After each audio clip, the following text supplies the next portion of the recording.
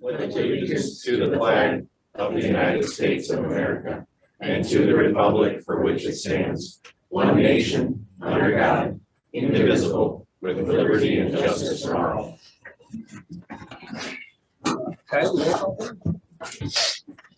Porter? Here. Lehman? Here. Gilman? Yep. Chasm? Here. Underwood? Here. Approval of the agenda with the added blue sheet. Is there a motion? Motion. Go ahead. Support. Those in favor? Aye. Is there a conflict of interest? Does anyone from the public have public comment? Patty, can you read the rules, please? Any person may make an advance appointment with the board regarding road commission topics for a regular or special meeting in accordance with the Open Meetings Act. If an appointment is made, the topic will be an agenda item. The following applies to public comments. Please state his or her name and address. Topic must be relevant to the road commission. Individuals are allowed to speak once for up to 3 minutes on a single topic, which may be extended by the chair. A group addressing the board requires a designated spokesperson who may speak up to 10 minutes. The board will not act on any item from the public that is not on the agenda. Good evening, Dan Olson, 14795 Mallard Drive, just speaking on my own behalf. You have a discussion tonight about the fencing along Bluff Road, the closed area. I just wanted to highlight a few things. I think it's important to understand where the fencing concept was originally discussed, and that was at the first working group. And when we were coming up with a way forward, the fencing was in the context of reinforcing the existing barricades, particularly at the south, where people were constantly moving the barricades and then bikers and walkers and joggers were going through. And also as well as to reinforce or to repair the snow fencing around the two areas of slope failure, because they were basically attached with zip ties to the posts and they were, frequently falling down, after a period of time. And it wasn't to run a fence down the middle of the western lane. That certainly would have precluded our HOA's access and other properties owners access to their property.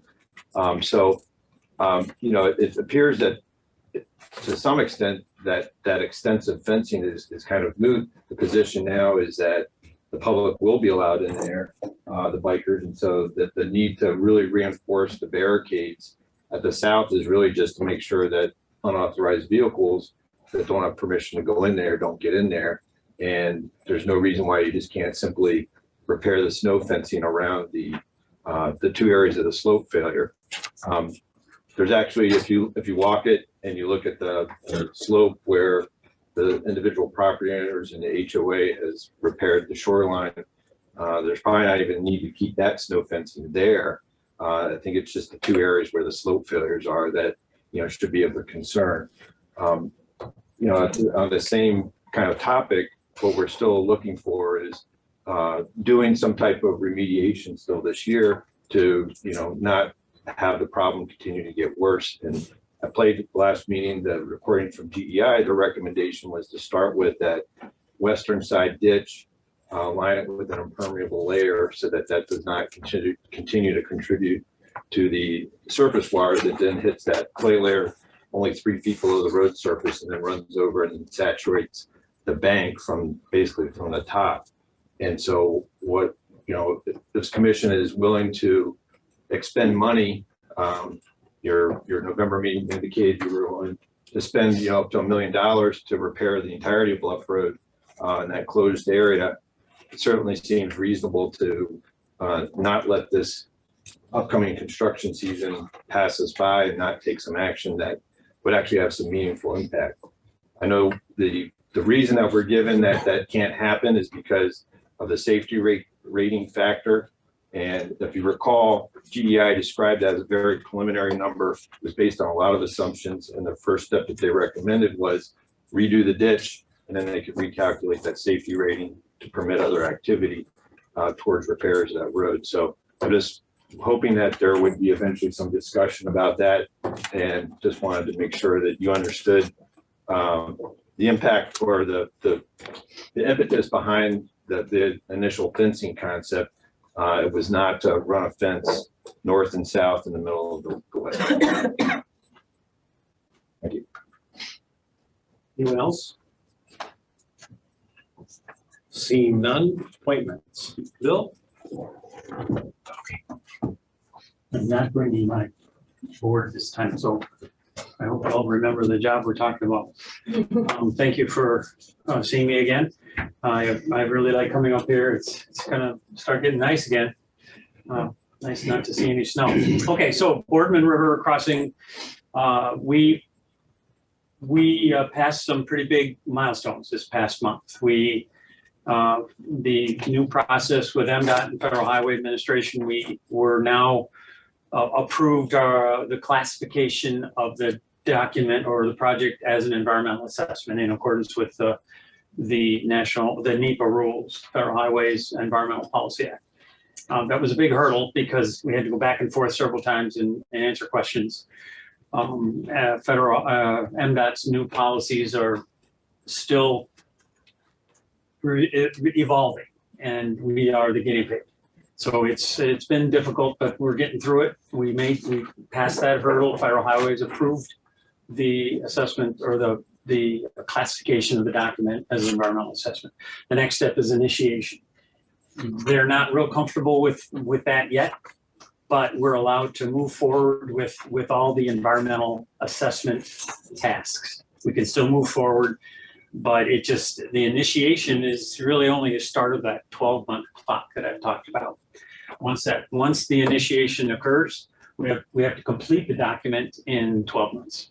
We're well ahead of that clock. We've done, a great deal of work, more than anybody normally in an environmental assessment would have done. We've got alternatives already identified. We've eliminated some. We've moved towards others.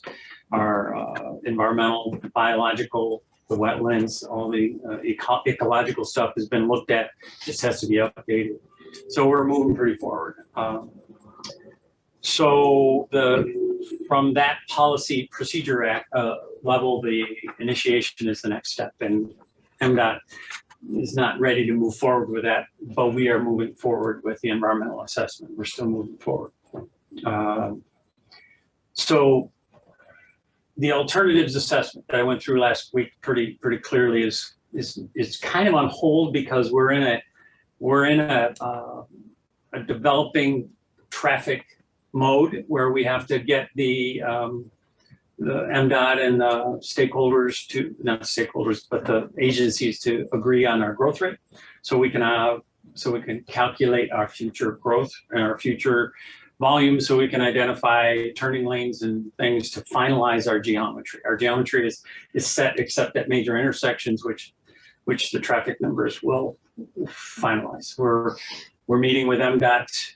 We've met with the Networks Northwest to get a growth rate. We're going to meet with MDOT to tell them our methodology and then get them to buy into the growth rate development that we're underway. Just giving you an idea where we're at. The alternatives will be finalized very shortly.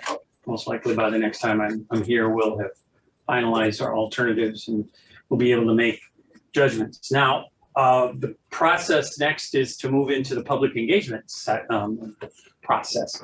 We are going to have in the next month, most likely, the beginning of the LAG groups, local agency groups, and following that will be the first public information meeting. And our thoughts are also to meet with some of the major property owners as well that we're affecting. Okay, so that's the public engagement process. That's going to begin in the next month. The public engagement. I wanted to talk about the funding. We're meeting with internally. We're setting a kickoff meeting with WSP, with the Road Commission, and with OHM to. As you know, we're getting into the grant assistance process, and we're kicking off that meeting to make sure everybody's on the same page. And we'll be starting the grant assistance, and we'll be starting finding grants and getting money. As you know, we have to have in order to get a FONSI or the approval of the environmental assessment, we have to have money set aside for the next phase, which is likely to be design. So we need to find that money for that in the next year. So, is there any questions anybody has on what I've said or what I said before? What's your plan on providing notices for those public engagement meetings? We use the we use the road commission for getting this word out mostly, but we have a contacts list, and we provide some notice verbiage to the road commission. They get it out to all that group. For the public meetings, there's public notices, the standard public notices that go out. We meet the requirements for getting the word out, and I think we did a pretty good job during the PAL getting the word out. Everybody came. Well, not everybody came, but it was well publicized. Brad, did I miss anything about that? No, I mean, we have the local agency groups. We just have, they're the same groups that we started with when we did this for the East-West. And then for the secondary smaller PEL that focused on the crossing. So it's, your transportation, the beta, it's the law enforcement, it's the schools, it's the shipping companies, it's the townships. So we have just a huge number of groups that we engage with. And then after that, when we get ready for those public meetings, then we'll try and get the message out to the TV folks, the radio folks, the newspaper, and get the message out as much as we can. Plus, we rely on our township folks to help us out spreading the news of what is coming, so they can also have information out to their constituents. And who will be moderating? Will it be you, Bill, who will be moderating this meeting? The LAG group is basically, we make a presentation to the LAG group. It's just, so far they've all been online, and these LAG meetings will probably be virtual as well. And we will moderate them, we'll facilitate the discussion, solicit questions, solicit responses. Our goal is to hear from all the local agencies and get their input. When we move to the public engagement, the public information meetings, it'll be this time.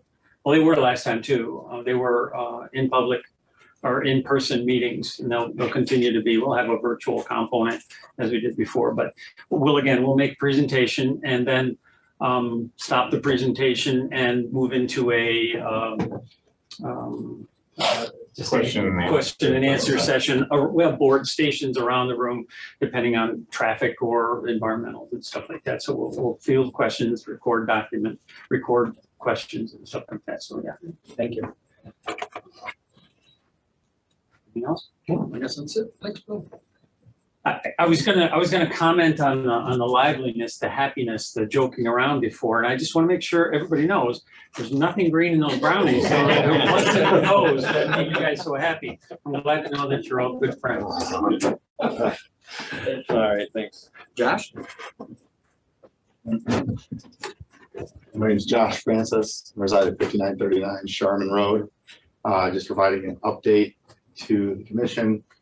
As of yesterday, I received the interest petition from Beth Friend. She has worked with Rob from Paradise Township along with East Bay Township. It does look like we'll be lumping quite a bit of information into this process, being that a significant portion of the road is owned by the city of Traverse City. On one side, with the quiet area being a very significant portion of the road, more than half of one end. And so making sure that all of those pieces are in place as we look at getting that interest petition signed over the next 30 days will be my job.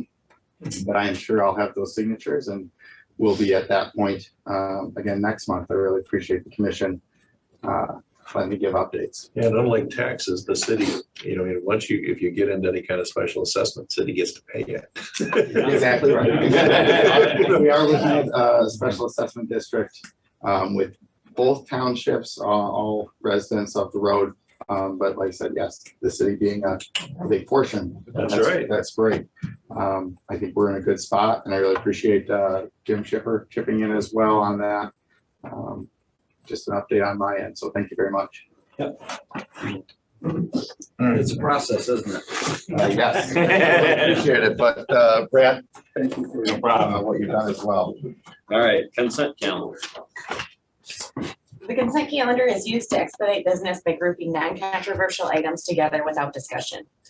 Requests by any person present to remove any item from the consent calendar for full discussion as agenda items are automatically respected. The actions noted in parentheses for all items remaining on the consent calendar are approved by a single commission action adopting the consent calendar. The manager recommends the following items be adopted. 1, minutes. 2, payroll. 3, accounts payable. 4, financial reports. And 5, communications. You want to open the consent calendar? Anybody in public? Is there a motion? Motion to approve the consent calendar. Second. Jason? All those in favor? Aye. Spending money. Oh, we're spending, Yeah. we're spending money, I apologize. Roll call, sorry. Lehman, Yes. Gillen. Yep. Chasm, Yes. Horn. Yep. Underwood. Yes. Reports. Okay, well, kind of preliminary before we get started into the discussion of the strategic planning.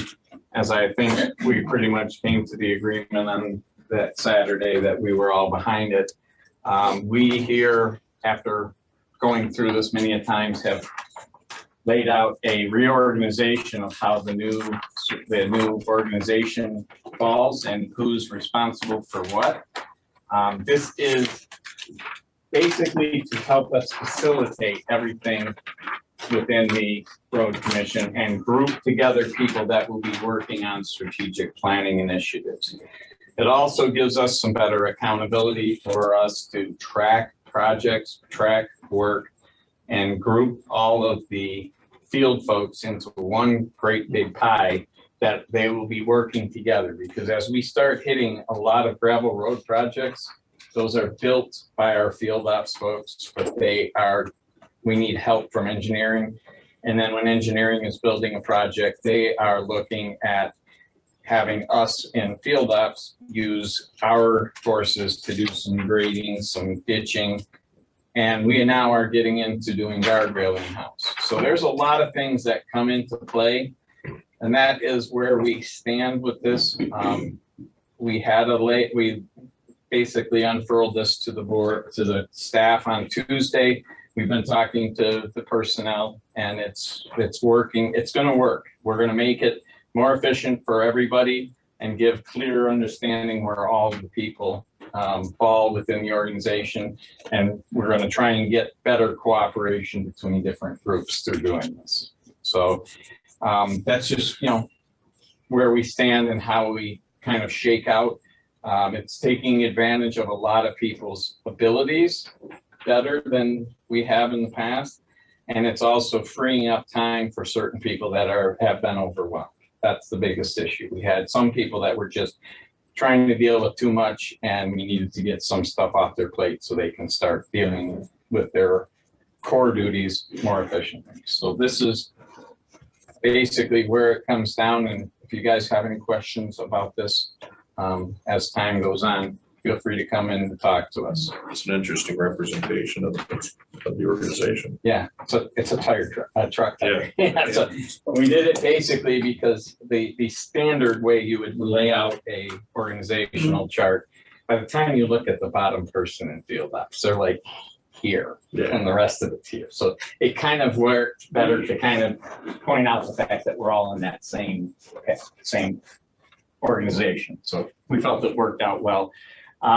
We also have had some good results. We had a second interview with our financial candidate today. We were very comfortable with her, so we're going to be talking to her tomorrow and making an offer to fill that position.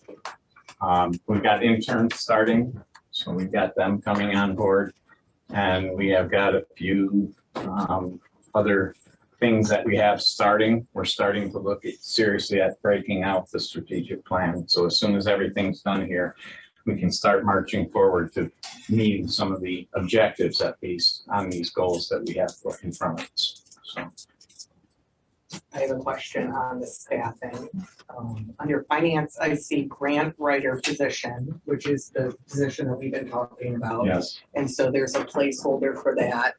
I don't believe we have that in the budget yet for that position. Okay, which is fine. So what I'm seeing here is a representation of potentially future Yes. jobs and that, but I do not see communications in here. Because we right now are not sure we need somebody. We believe we can handle it with a consultant to get us started if we Okay. need to. And then we believe that we are going to want to look closely at how these new duties shake out and see if we can handle it in-house before we commit to that. But you do think that a grant writer would be a staffed position, though? You don't see Eventually. that being. Eventually. Eventually, we will need to have it done in-house. Right now, we're going to rely on the WSP folks to do some of the additional grants outside of the scope of what they've proposed for us, and we'll come to the board when we know what we're looking at for cost-wise to get approval for that. But right now, we want them to be able to come in and look and see what type of load are we actually talking about. We know it's eventually going to fall into us because we can generate more revenue, obviously, than they're going to cost us. So, but right now, at least, we want somebody who can jump in and start getting the grants now and has the experience and knows what we're talking about with the motoring grants that we're talking about. So Where is the funding for that contracted position then? that contracted will be coming back to you when we do our budget amendment. And we have Dean Bot from the county Okay. coming down to help us Mhm. make sure everything is 100% ready for our audit, Okay, which we'll talk about again later. But he's gonna help make sure that we are in the position we are, and we're gonna talk to them too and say, hey, do you know anybody that would be able to? Because the grants, they're out there. There's a lot of They money are, available yeah. for us to be able to do some stuff and get widen out some roads, lengthen some roads, repave roads, you name it. There's grants for everything right now. So if we can start sucking up some of these grants, we can really accelerate what we're talking about on the road repairs side. Okay, so. All right, but when we get ready to add the positions, we will be Yeah. board to get a budget to approve paying for these people. We have to do a change order to the budget if we're gonna hire anybody additional. I have a question under the human resources report, though. It says, are you done with the report? Or are you gonna? I'm done with my section, Okay, so is Heather gonna do her report? All a question I had was, it says interviews have begun for a full-time road maintenance role. Is that a new position? So we carried it through the winter and was filled with seasonal drivers. And figured sometimes by the end of the season, sometimes you find somebody that might want to be full-time or somebody's interested. So we didn't leave it open throughout the winter because we opened it. Okay, thanks. Any other question? On the LPT and LAPC, who is attending this meeting for the road commission? it's very difficult to do because they schedule them the same time we have other meetings that we have to attend, so it's hard. I've attended a couple of them. I look at the agenda, if there's something that at all applies to us, we do attend. But most of the stuff they've been talking about right now is ice water rescue and stuff like that, so. It is, but we are gonna have Greg come in at some point and talk to us about the workplace safety thing, so that's one thing, but we are working on trying to figure out who that's gonna be, because there are meetings that I'm already committed to at the same time, so.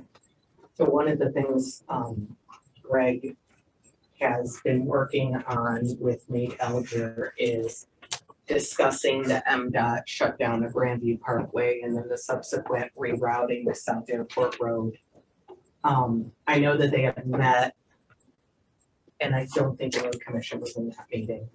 And the We were- LPT we might were- be we were- part of that. We were in because the only meeting I'm aware of occurred with MDOT and we attended that. I attended that. Okay, So I didn't So- know if the LPT or LEPC was doing that. That was my question. No, we met, that was a whole separate meeting. We met with MDOT, Wayne and I. Tim Lodge was not there. We were hoping he was gonna be there. He was not, but we did get to talk to them and we talked to several people from the fire department and the sheriff department to talk about how these closures are gonna work and what the traffic patterns are gonna be. They're not intending to detour passenger vehicles. They are only intending to detour trucks. Yeah. So that is gonna be a problem for us because they're gonna be coming down 3 Mile to Airport and adding truck traffic to Airport Road.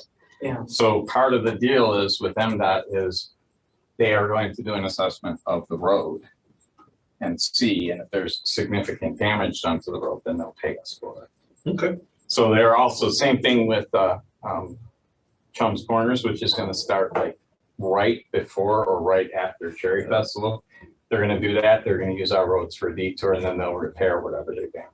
Plus, they're gonna repair our portion of that intersection, which is also great because it's in concrete. 3 Mile at least has the capacity in terms of lane it, Yeah. But.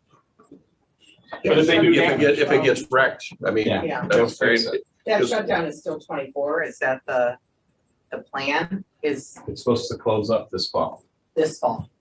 Okay, and it'll be closed for 2 years, but not to passenger cars, not to passenger. just to The trucks. That is my understanding as of last go, and I haven't heard anything change.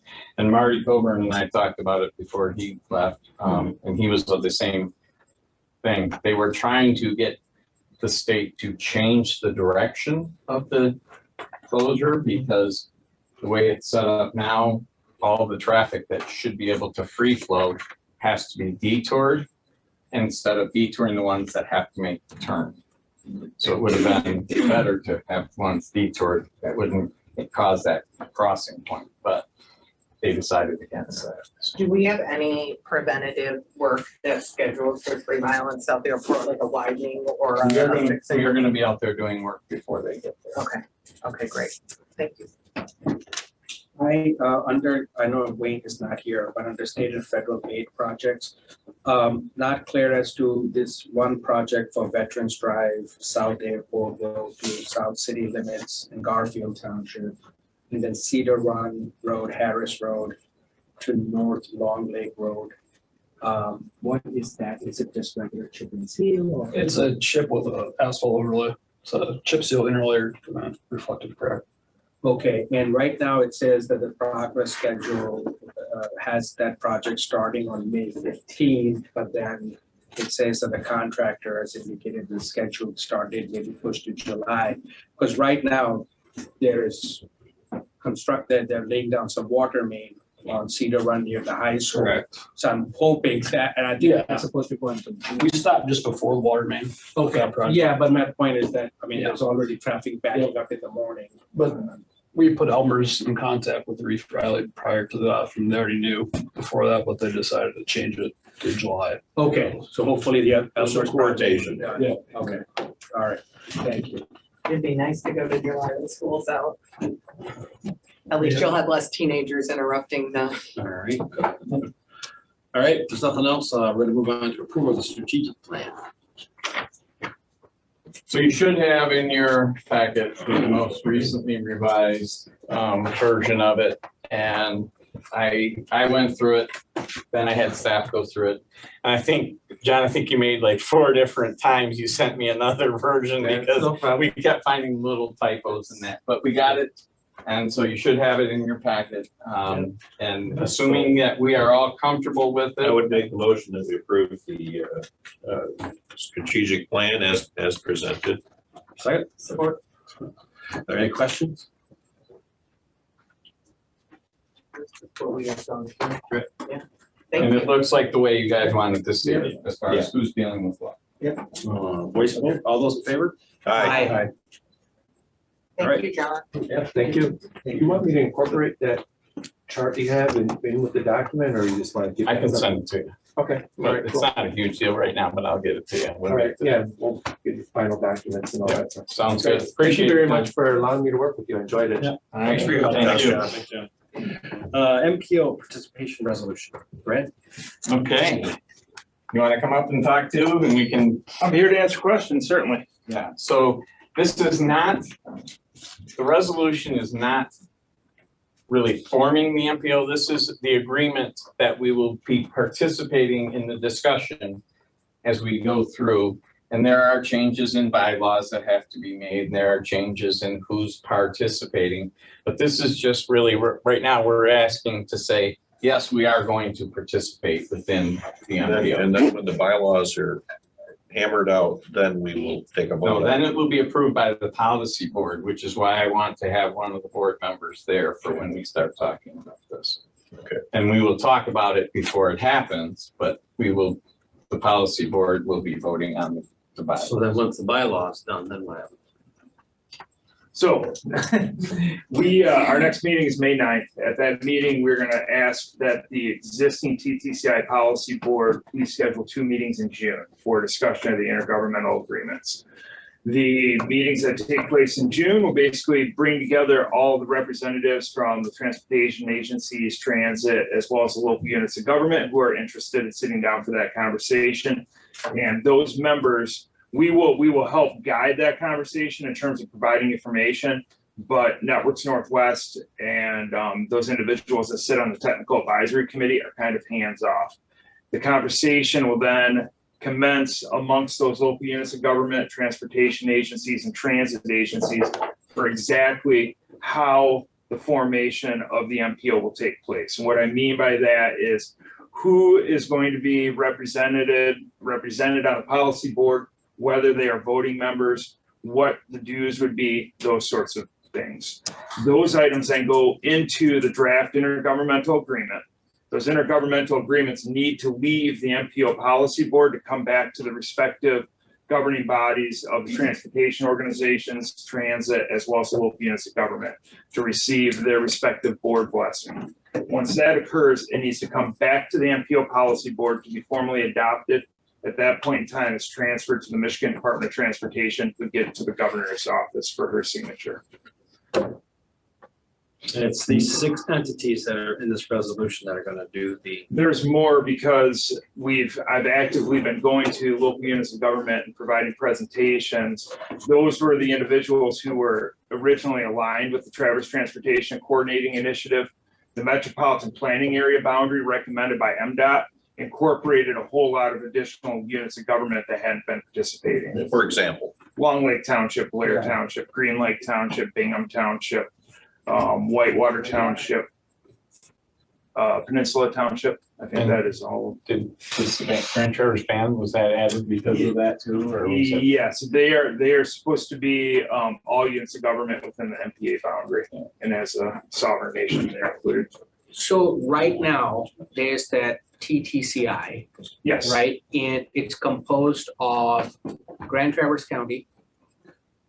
Who else? City of Yeah, Traverse. so both road commissions in terms of Grand Traverse County, Leelanau County. Okay. Grand Traverse County Board of Commissioners has had a representative on there.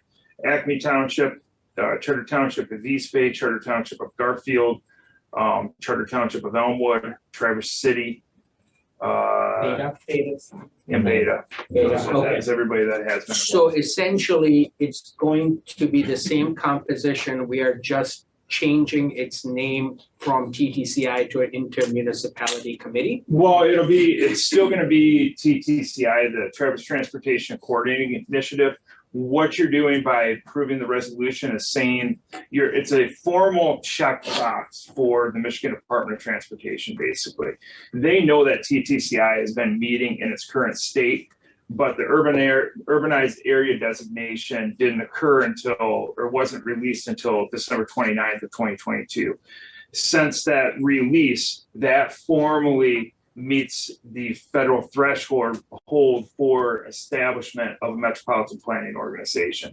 So the resolutions have to go to each participating entity that wishes to participate to say that they're aware that the urbanized area designation has occurred and that they are interested in sitting down to form an intermunicipality committee to discuss and the development of an intergovernmental agreement. Okay.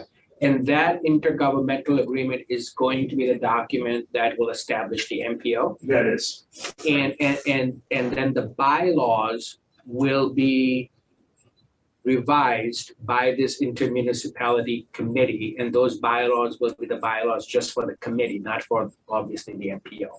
They will be the bylaws for once the Metropolitan Planning Organization formal policy body is established, they will need bylaws. These bylaws will eventually morph into those, but there's a number of things that need to be incorporated in terms of an additional citizen advisory committee, or at least public input sessions and scheduling those. There's a lack of information in terms of the Opens Meeting Act that we would like to have placed in there as well. All of the participants that are named in the intergovernmental agreement need to be placed into the bylaws as well. And then ultimately the voting that is determined in the intergovernmental agreement needs to be placed in the bylaws also. The intergovernmental agreement, though, is what guides the participation and outlines the participation and how that participation works. The bylaws are pretty much just operating procedure for that board once it's operational. The MPO. The MPO, yep. But the intergovernmental agreement is going to be the document that will establish membership, how many members, how many representatives each participating member would have on the MPO board. Okay. And correct me if I'm wrong, you are, as staff there, you're putting together examples from throughout the state of Michigan as to how different MPOs are set up as far as, because some of them have weighted voting based on participation or costs that are associated. Some of them have it based on, you know, the size of the agents or the size of the group. They have some of them that are, you know, like the people that actually are doing the project have more voting members than people that are on township boards that aren't doing. So there's a bunch of different variations available. So those will all be presented to us as that committee to start looking at what do we want to see for this MPO here. What do you see as the primary purpose for the MPO? What would be your opinion of what its purpose is? Its ultimate purpose is to meet the federal requirements. For what? That's a simple explanation. The requirements for data collection. Currently, there's data collected from local units of government, depending on what the requirements are for zoning, for traffic counts, basically, or impact analysis. There isn't currently a clearinghouse for that data. When an MPO is established, any type of traffic counts or traffic management data, anything along those lines that's gathered by any unit of government or organization has to be transferred to the MPO so that that data is housed in a single location that's transferred to the Michigan Department of Transportation. The current asset management that occurs region-wide, there will be additional data gathering needs as required federally for the Act 51 roads that are within the MPO or the metropolitan planning area. There's a whole lot of data requirements from Meyer to DRE to there's a lot of data that we basically need to start capturing that the federal government is requiring, that we log that data, manage it, and then transfer it to the Department of Transportation. There's 3 different planning processes that need to continually be developed and then continually updated. There's the Unified Work Program, which is like the yearly to 2-year plan. There is the Transportation Improvement Program, or the TIP, that is the 4 to 5 year plan. And then there's the Long Range Transportation Plan. That's a 20-year plan horizon. Each of those documents needs to be updated continually according to federal requirements. So with all of that, all of those documents, what you're looking at is you're putting together basically an alternatives list of what actually needs to be incorporated transportation-wise. There's significant requirements for public input so that projects are vetted out to the public to increase transparency, to get that comment back so that when they're put into the plan and then they're ultimately prioritized and sent out for construction by the determination of the MPO policy board, the federal government and the state government know that when you're going after state or federal funding, that it's been publicly vetted and that it's been prioritized in those transportation documents and that those alternatives are being evaluated as they're being implemented. And then the documents are all updated accordingly. So on your slide in your presentation, which you and I have done together many times, you have a slide that shows current funding versus what the funding would be for the area with the MPO. And I just need a clarification of where that money goes. Does that money, it was $1 million plus. So that money comes into our MPO, and is it that MPO governing board that disperses the funds, right? Mm-hmm. And decides where these funds go? Yes, it is. Same way we do it right now under our small urban distribution funds. So small urban, we meet with Traverse City and us, because we're the only urbans. And we talk about, okay, where projects are. Typically, you know, we've been getting 4 out of 5 years of projects compared to their 1. But the same thing then also applies to the rural task force. Right. So that's 3 counties. And so 3 counties. So we split up what we're going to do and we say, okay, we've got this project, this project, this project. And we sit down and we hash out, okay, well, we can do this project this year, but it's going to need this amount of money. And you need to do a project the next year, but you need a little bit of extra so we can shave some off of this to give it to you for this time. And we try and balance it out based on, you know, realistically, what can each road commission afford? Other road commissions are not as fortunate as we are per se with the revenues that we have. So there's a lot of times we get more of the RGF funds too because of that. But with this, you're now looking at the urban area, which is not the entire county, but it was laid out there on that map. So these are projects that we're talking about that we'll get funding for. And we talk about how is the regional impact of those projects when we look at against others. But your table right now, like you said, is the county road commission in the city.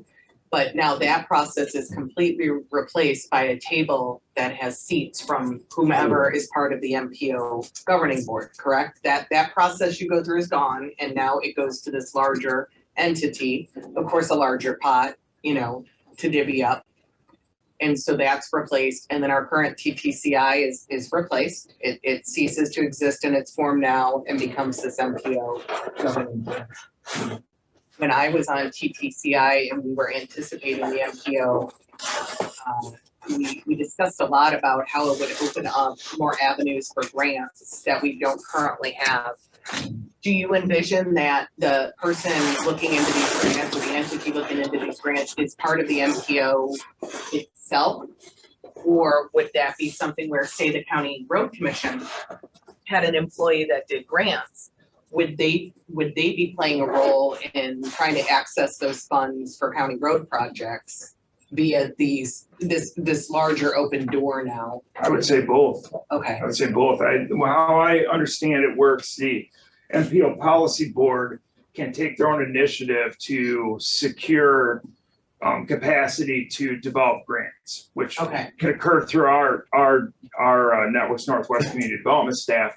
But at the same time, I'm aware that any local unit of government, whether it's a transportation, transit, or local unit, as long as they're within the MPA boundary, they can petition the MPO board specifically to submit a grant application on their behalf.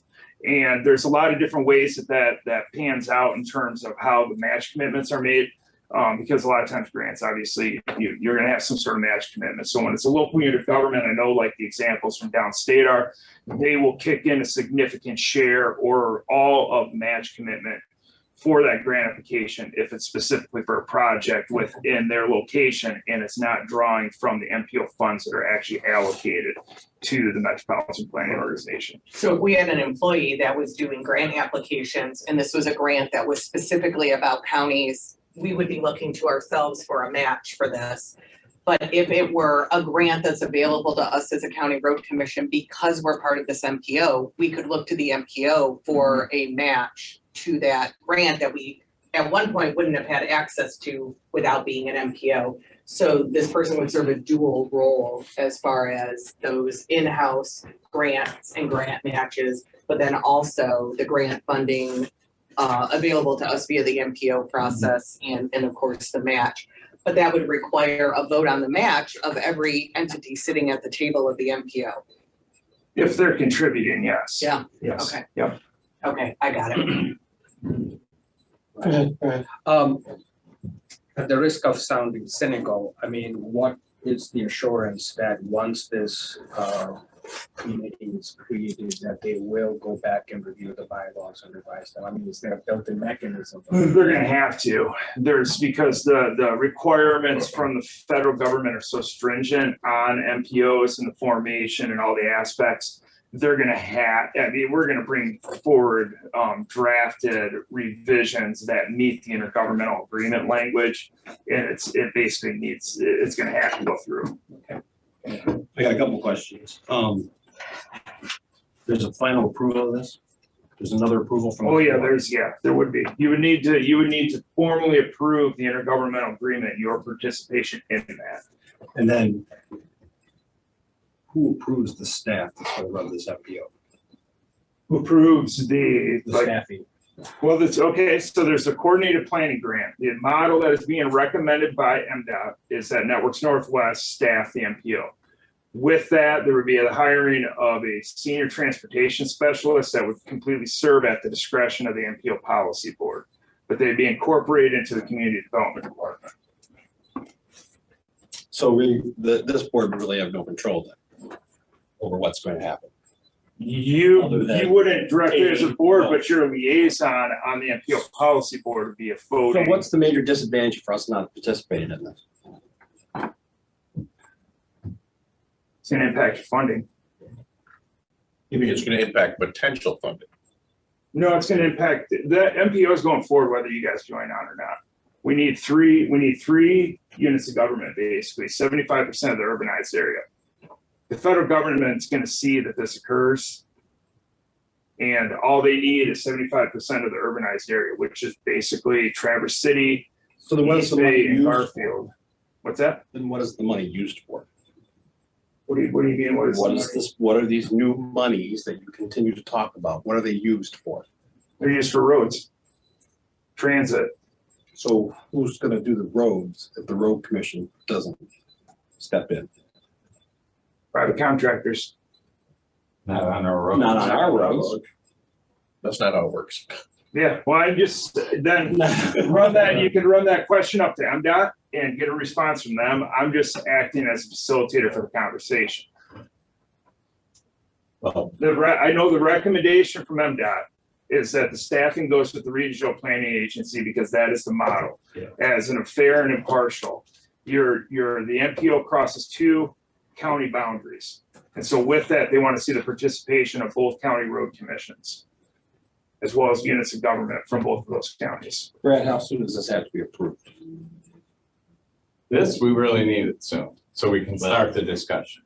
This is a contract. I mean, this is a resolution that binds us. I mean, from what I read, it says that therefore be it resolved. I'm seeing a binding statement here that we've duly considered the creation of such an blah, blah, blah, and we hereby agree to join with those municipalities similarly agreeing to jointly and mutually establish and organize for the purpose of studying the area of transportation problems. This says we are going to join this group. The committee. It says that you're going to join a committee to explore the formation of a formal MPO policy committee. It's just a seat at the table to see if you want to be a part of the MPO policy board. So these resolutions that have been passed by the various municipalities, they could sit at this table and go, nah, we're out. We don't want to have anything to do with this. And this resolution, which is a copy of all the other resolutions that I've been sitting in the meetings, means that you get a seat at the table to decide if you want to be part of the policy board. But the only thing that this resolution binds is your seat at the table to decide if you want to be part of the board. It doesn't bind that you are part of the board. which is, I would venture to say, not all of these entities may end up being part of the board. Yeah, no, they And just wanna he has sit down had for the entities that conversation. haven't responded to him at all, so they don't have even a resolution to sit at the table. There are a handful we had discussed the other night, because I needed to get some clarification on this. We're down to one right now. We're down to one. It would be a township, I would assume. Mhm. Yep. What this says in the resolution, because I wanted to be really clear on what this resolution said, is it's just you sit at a table to discuss what the makeup of that board would be, if you want to be on that board, and if you do, how the votes are weighted. And like he said, there's examples from different entities in Michigan, because we're the 14th Yeah, we would be MPO. the 14th established MPO. I would encourage you to pass it and take a seat at the table because you will have Don Mayo, Jeff Franklin, and Luke Walters all in attendance from MDOT, So who you will can, be able to answer any in-depth questions in regard to the formation of the MPO. So I have a question about the seat at the table. Mhm. For the committee's purposes, how many seats do we have? One? Well, the meeting is open, but you would be sending, a key lead representative who has been Brad in the past. But Brad is part, along with the other representatives would be the voting members to vote on who gets to be on the MPO policy committee and developing the intergovernmental agreement. Who decides who's going to be on this committee that will develop the intergovernmental agreement? appoints their person to go on this committee. I don't see why not. But that would be at the expense of removing Brad, who has been attending all these meetings, and has all the institutional knowledge, right? I mean, we can only have one person. Well, not it necessarily. doesn't say that. Because typically from when I was dealing with this with SEMCOG, we had SEMCOG, which was the overarching area for Southeast Michigan Council of Governments. WATS, which is the Washington Area Transportation Studies, was a totally separate entity that reported through then to SEMCOG. And so WATS took the impetus of all of Washtenaw County. And the only ones really that had substantial voting were the Road Commission, the City of Ann Arbor, the City of Saline, the City of Ypsilanti, because they were the MPF funds. So they had more votes than others did. So there's any number of ways you can set this up. It just has to make it through the whole discussion of where you're going to come out. I think where we're at is, we want a commissioner to attend these meetings with you from this point forward. Do we have 2 seats at this table? It doesn't look like we do. And that's my thing. I understand your comment about how many seats do we get at the final governing body of the MPO. I'm talking about this committee that will then form another committee that will then work on developing an intergovernmental agreement. I'm just trying to figure out who are those people going to be? Are they going to be part of this committee that will just be also be a part of the the MPO policy committee that's going to develop the intergovernmental agreement? Are they going to be outsiders who will be appointed to it? Because right now, when I read it under paragraph 2, where it says be further resolved, it says that the intermunicipality committee shall include a appointed representative from the Road Commission, Grand Traverse, Illinois. So to me, it suggests it's going to be one more person. And if this is a committee that's also going to establish and decide who is going to be working on the development of the MPO intergovernmental agreement, I'd like to know who those people are going to be. Are they going to be from that committee? Are they going to be from outside? Who? So if you look at this, I pulled up Michigan, the public act that created the intermunicipality committees specifically for this. So I'm looking at it right now. And it just says, as used in this act, municipalities means any city, village, township, charter township, or any other incorporated political subdivision of the state. And if you look through this, it does not indicate how many seats are at each table for any of these municipalities in the intermunicipality committee. And according to this resolution, it cites specifically Michigan Public Act 200 in 1957. So pull that up and see if we see anything. It's a really short act. I'm not telling you to like pull up something long. It also says that this resolution does not obligate the road commission to any dues, fees, or other financial commitments of the intermunicipality committee. So, I think what I mean, I understand what you're saying Yeah, completely, but if you look at the Michigan Public Act, I don't see an outline of the seats. But then they should amend this resolution to remove the I say we language do. that says that shall include a We can amend any a commission. duly appointed, because to me, it means a duly appointed representative. In normal English language, that means one. In layman interpretation. Amend it to a representative and a board member. I'm looking right down now to see. So basically, if your resolution cites a public act, then it is based upon the details in the public act, right?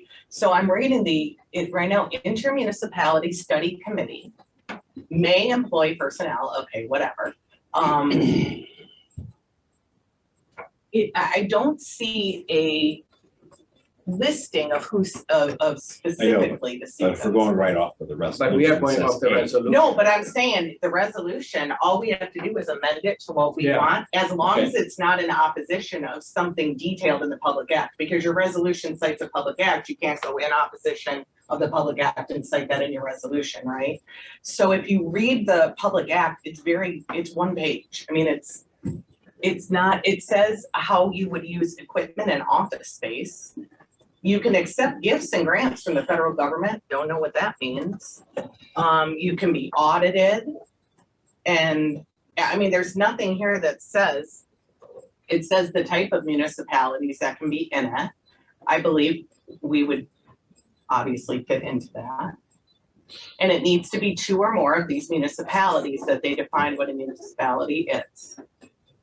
We just want to make sure that when we pass resolution, Brad and a member of this board can sit on this meeting to make these decisions. Yeah, it makes sense to me.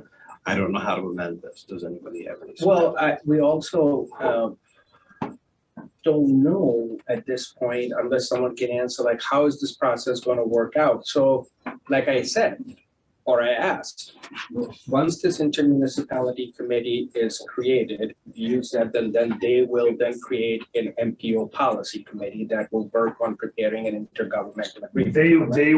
They will create language to go in an intergovernmental agreement. That intergovernmental agreement, once it's signed by the governor, establishes the MPO policy board. Okay, so the intermunicipality committee is going to be the one working on this intergovernmental That's agreement. correct. Well, that makes it even more important to make sure that we have input into how that intergovernmental agreement is breaking up. And right now, is the membership of the intermunicipality committee limited to a single representative from each municipality and governmental entity, or no? No, the way TTCI, I understand what that language says in there and how that reads, but the way TTCI has been operating, we have participants coming to the meetings who technically aren't on the existing TTCI committee participating in the meetings. So the meeting is open to public. Sure. Anybody can come and have a seat at the table and have a discussion. But can they vote on when they're crafting? Well, that's why we need to amend the bylaws once everybody gets to the table, and then we can figure that out. Okay, and then then I'll go to who can vote on the bylaws, only the designated. I guess it'd be the existing TTCI members at the time. And which is one person from each. That's how the representation has been so far with alternates. Would it be? Do you need time to help figure this out? I just need information. I mean, if we delayed this and did a special meeting so that we can get this legality figured out. Well, let's ask Brad. I mean, you understand where our concerns are. Yes. Right? I mean, you have been attending these TTCI meetings. I mean, what's your take on what our concerns are? Well, I think there are some valid concerns with certain people that may be on this that have a different mindset of what we're supposed to be doing. And they are very focused on what's happening here instead of for the whole region. But I think we should have a discussion before they happen. And we actually get something in writing, what you want as a board. I can get something, something that says this is what the board really wants to see. And then if that's the case, then I will go and argue that point. Or if we need to have a second person there, then that's fine. I don't have an issue with that either. But I think, the biggest thing is going to be is getting out and getting everybody to understand that this cannot end up turning into an us versus them. This has to be a regional activity. Because if we are not increasing, if we're not working as a region on these projects, we're going to end up having problems which are going to be accelerated. So we want to make sure that this is all a regional based approach. So whatever that ends up being, we aren't looking at doing projects just to really affect one township or one city or village. We're looking at what is going to make sense for the region, because there are other grants that become available to us once we're in this MPO. And we can be sitting and applying, once we're in the MPO, we can apply for a ton of grants that we right now cannot. No, I understand all that. Mr. Chair, one question that I have is, I think we are kind of like in a situation where we can't apparently change the present composition of this TTCI, which will then become intermunicipality committee, because that's how the existing bylaws are. So I'm not sure how we can, through a resolution, and you guys can step in if I'm wrong about this, but my understanding is that under the present bylaws, each participating member has one designated representative on this committee, correct?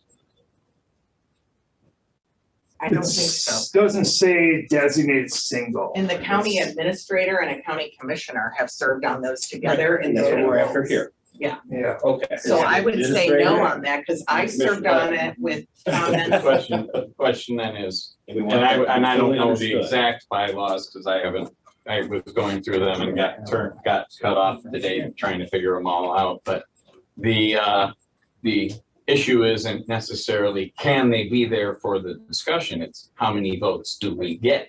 Do we still, if there's three of us sitting there, do we still get one vote? I haven't had much to say, but I would hate to see us enter into an agreement that somebody else could turn the focus from roads to different forms of transportation planning and use of the money that became available in these areas, because they might believe in that. I didn't believe they should take down the dams, but I didn't get into the thing early enough to say, but if the group has enough members and we only haven't had a vote, is the money that might become available not going to become available for roads, which is, is it going to be too many alternate forms of transportation that might not really benefit what we want to benefit? But the issue then becomes is if you don't join this, you don't even have a say as to how they're going to form this board at all. And so you could end up like having issues because they could change the way the whole board is set up without even having a discussion. The board, it would have no legitimacy without a road commission representation. I mean, it just wouldn't, especially if it pretends to be some kind of transportation solution. So, if we are involved, we are going to have a very heavy influence one way or the other. It has to be that way. Otherwise, honestly, I don't buy it that we're never going to see a grant again if we don't become a part of it. I just don't buy that at all. That's not, Just gets a little hard to find. sure. And I'm looking at the TTCI bylaws that we got, Article 3, Section 4 says, voting members shall consist of one member from each of the following, and it lists everything. So What does it say for, the county?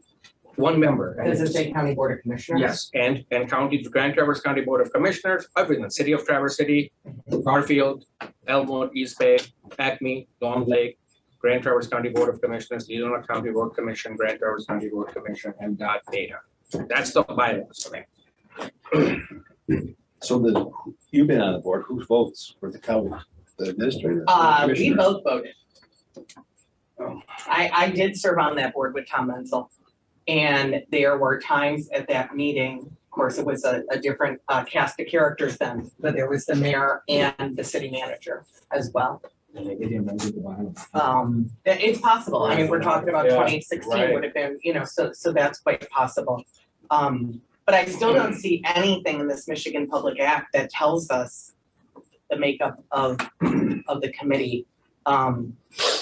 I don't know. I mean, I'm clearly outnumbered here, so it doesn't really matter, but I disagree. Whenever you can have a seat at a table, you should have a seat at a table. I'm not arguing a seat at the table. I'm arguing that we need a commissioner and administrator there. I think the commissioner should be the voting member and the administrator could be there to advise the commissioner. So you amended to say 2 voting members on the committee. You can But say the that as bylaws long don't as allow it. Of their bylaws. That's their bylaws. I know, but This is a new committee. it's a new committee. Jason's right. I don't think that the intermunicipality committee is bound by the TTCI bylaws because they're gonna create bylaws.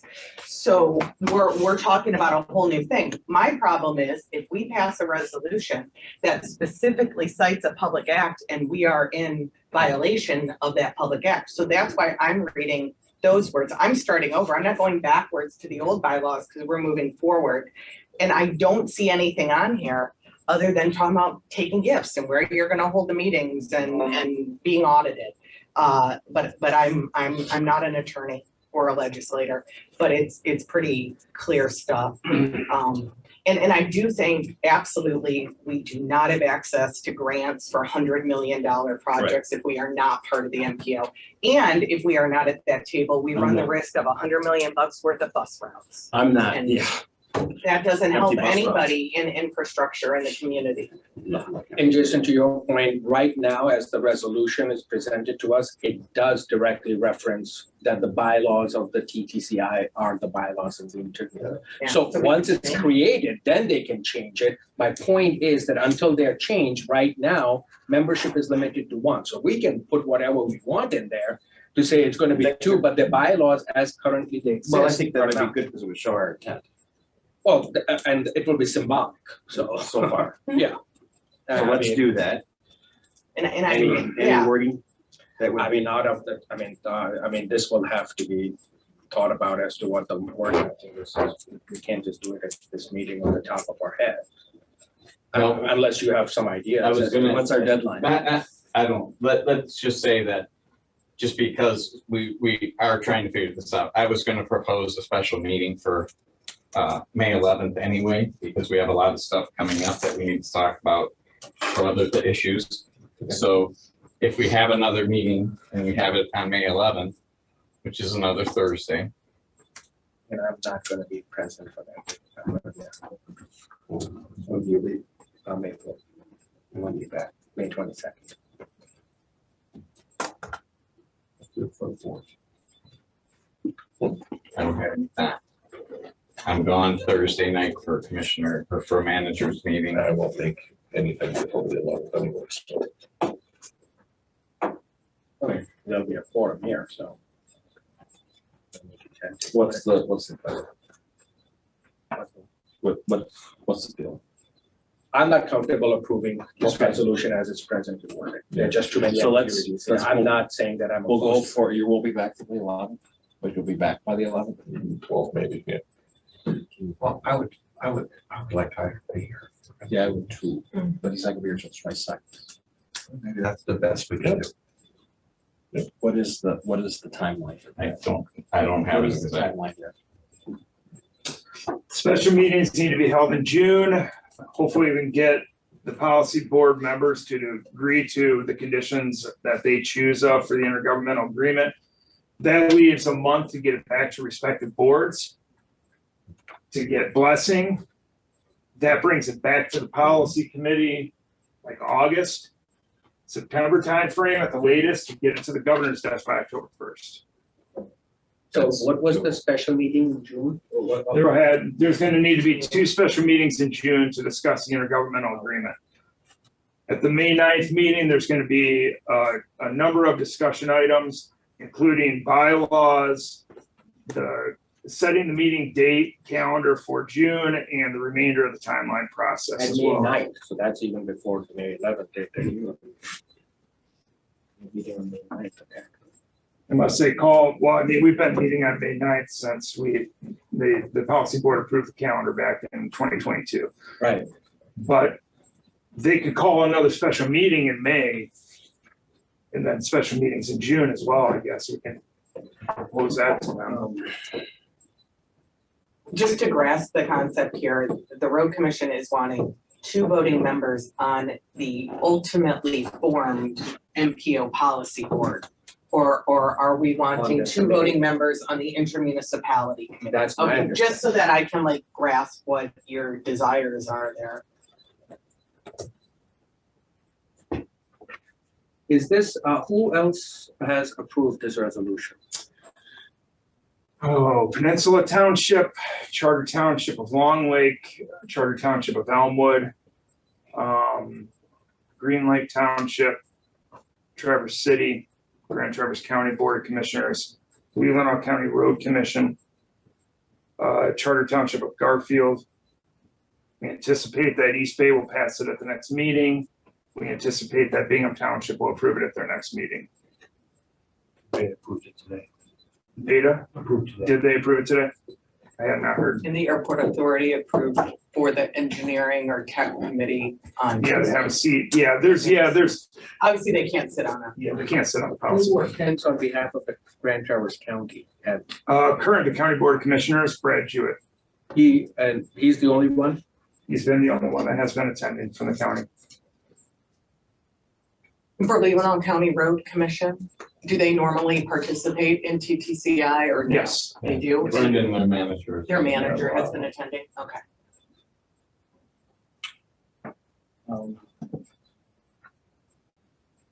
I'm all for the 2 votes on the MPO board. I guess I'm struggling with the need for the 2 votes on the intermunicipality committee. I agree with the road thing, but then theoretically, Leelanau County Road Commission should as well have 2 votes on the intermunicipality committee. Because I do see the primary role that the roads play, that's realistic to me. But it's more realistic to me on the board. I guess I'm not as married to the idea of an intermunicipality committee having us have double the votes of every other seat at the table. But if so, perhaps Leelanau County Roads would want it as well. Right, And except City of that, Traverse City, who's also an MTF funded agency. Correct. They have a streets department meeting, right? So we approved this, the bylaws say 1. Doesn't mean that we couldn't have 2 people We had attend. 2 people at the meeting. I feel like a Be part of the discussion. I do think the commissioner should. I see it. I think a commissioner would be the voting member as the person that took an oath to represent, but I feel like the manager is an extremely important Yeah, component, they have to work tandem. right? But I Well, don't hate the until idea of until we get to that meeting to change who the voting member is, it's still me for this next meeting. So I would be That's fine. whoever the commissioner says, whatever the commissioner and I agree with. And then you move on from there, but you could change it after, or at that meeting, we could change it. Yeah, we gotta. just as a point of clarification, the intergovernmental agreement will like you said, will come before us for final approval, right? Yes. And that intergovernmental agreement is going to have all the membership and everything. Yeah, it'll come before you for your blessing to basically say to your representative on that formal committee that we approve this, you can vote in favor of it, or we don't approve it, these conditions or Right. whatnot. So if we are not happy or satisfied with the composition of the MPO board, as it's provided for in the We can reject. intergovernmental agreement, we can simply say no. Right. So say, go work it out, Alright. whoever our representative is. So do we have a motion? I gotta stick with my gut feeling, which is to make a motion to approve the resolution to establish an intermunicipality committee under Michigan Public Act 200 of 1957 for purposes of transportation planning in the Traverse City study area. Second. As the chairman, I think I can second. You can. I'm going to second it so we can have a roll call vote. Yeoman, No. Haslam, Yes. Warren, Yes. Lehman. No. Underwood. Yes. That's the one part about being the chair. It's not fun. All right. You can make a motion, but it's not. But you're always the last It's- vote. Always the last. It's just bad, it's bad form. Yes, it is. On to another easy topic, Bluff Road. Okay, Jay, so before we get too carried into it, we got a big pile of sand out there. Fences are expensive. Sand, pile, either I end. think he's gonna tell us about that. Knowing this one gonna log in. So I'm just gonna essentially read from a memo that we shared, so we're all seeing from the same song sheet here.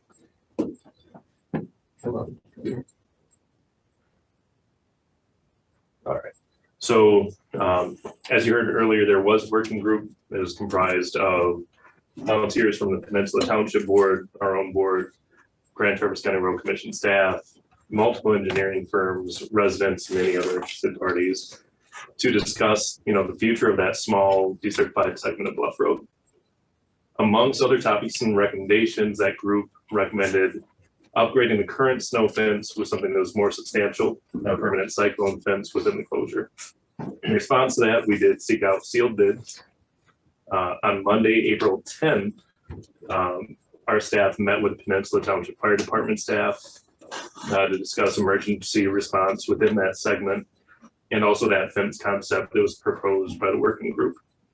The fire department staff raised concerns and have requested additional meeting be held with the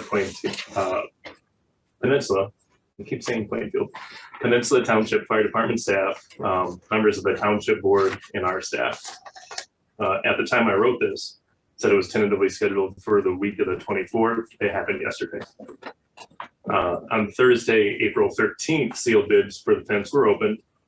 3 bids we received were $37,013.65, $41,942.55, and $67,724.67 respectively.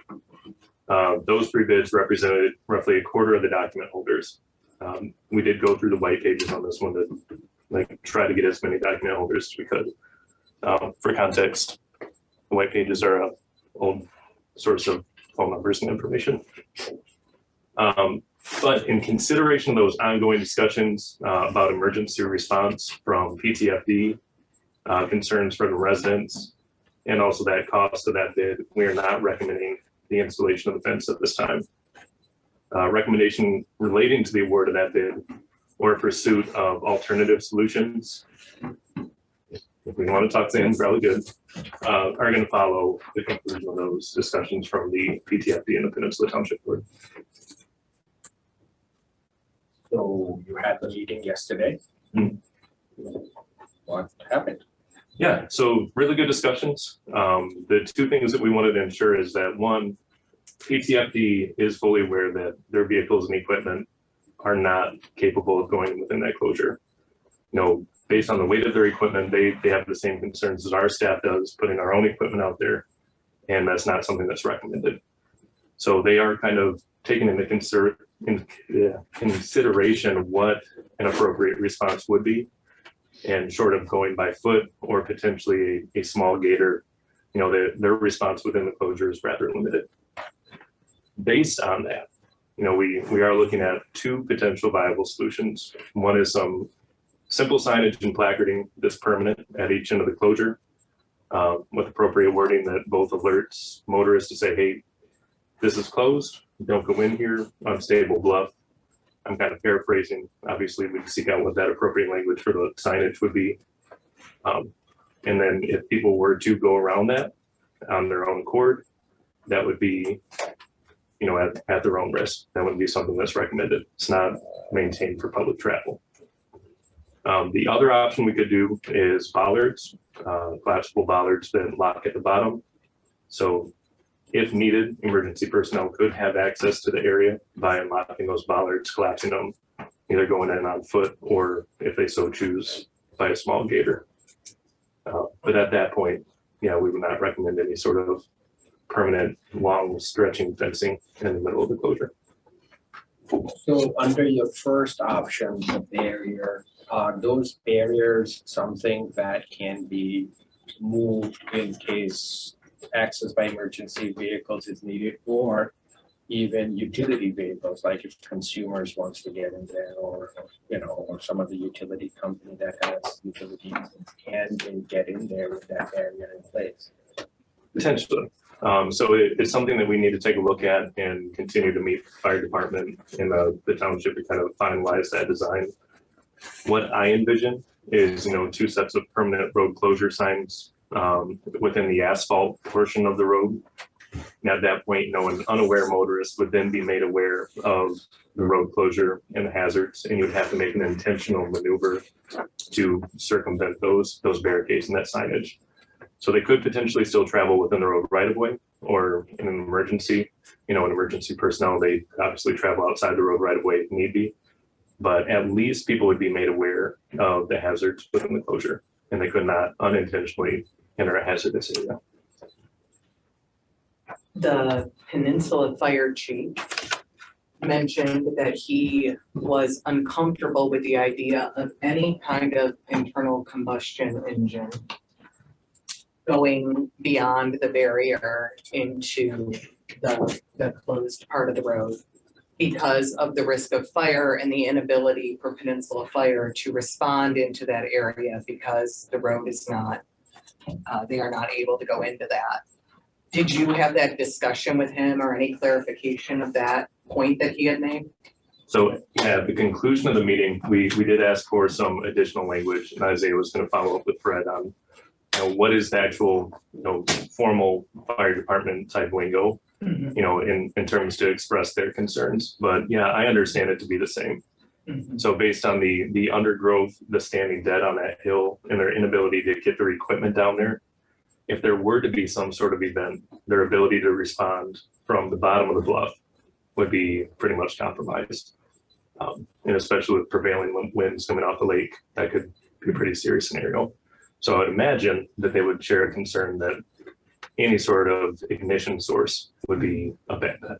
They're okay with pedestrians and cyclists going through that closed area, but they were not okay with any vehicle of any kind going into that area, was the understanding that we had at committee, if I remember, when we had discussed that last week.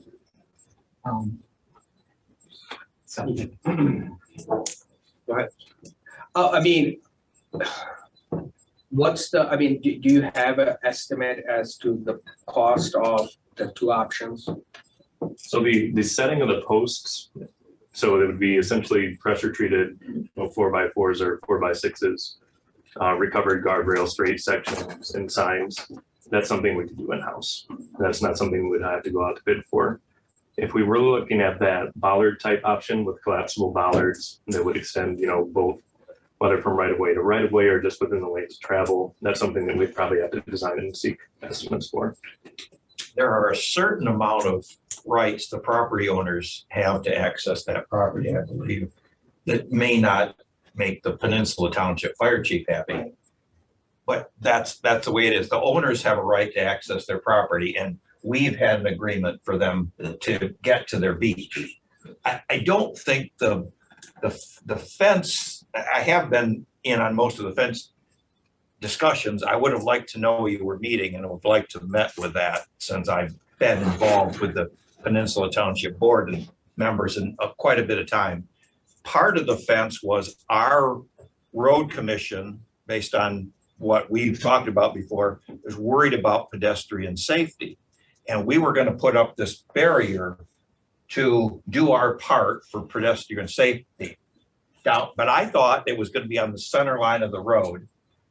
and there was gonna be a gate at the south and north ends that the people who had legal access, needed legal access to their property, they would open and they would travel in that road lane in the shoulder that was away from the bluff and safer than the bluff side of the road. And part of the inability to, wasn't very easily to travel, it was maybe the fence should have been moved to the center line instead of 4 or 5 foot off, Jay. So that they had a whole lane, like to get the property owners where Dan lives down to their parking lot.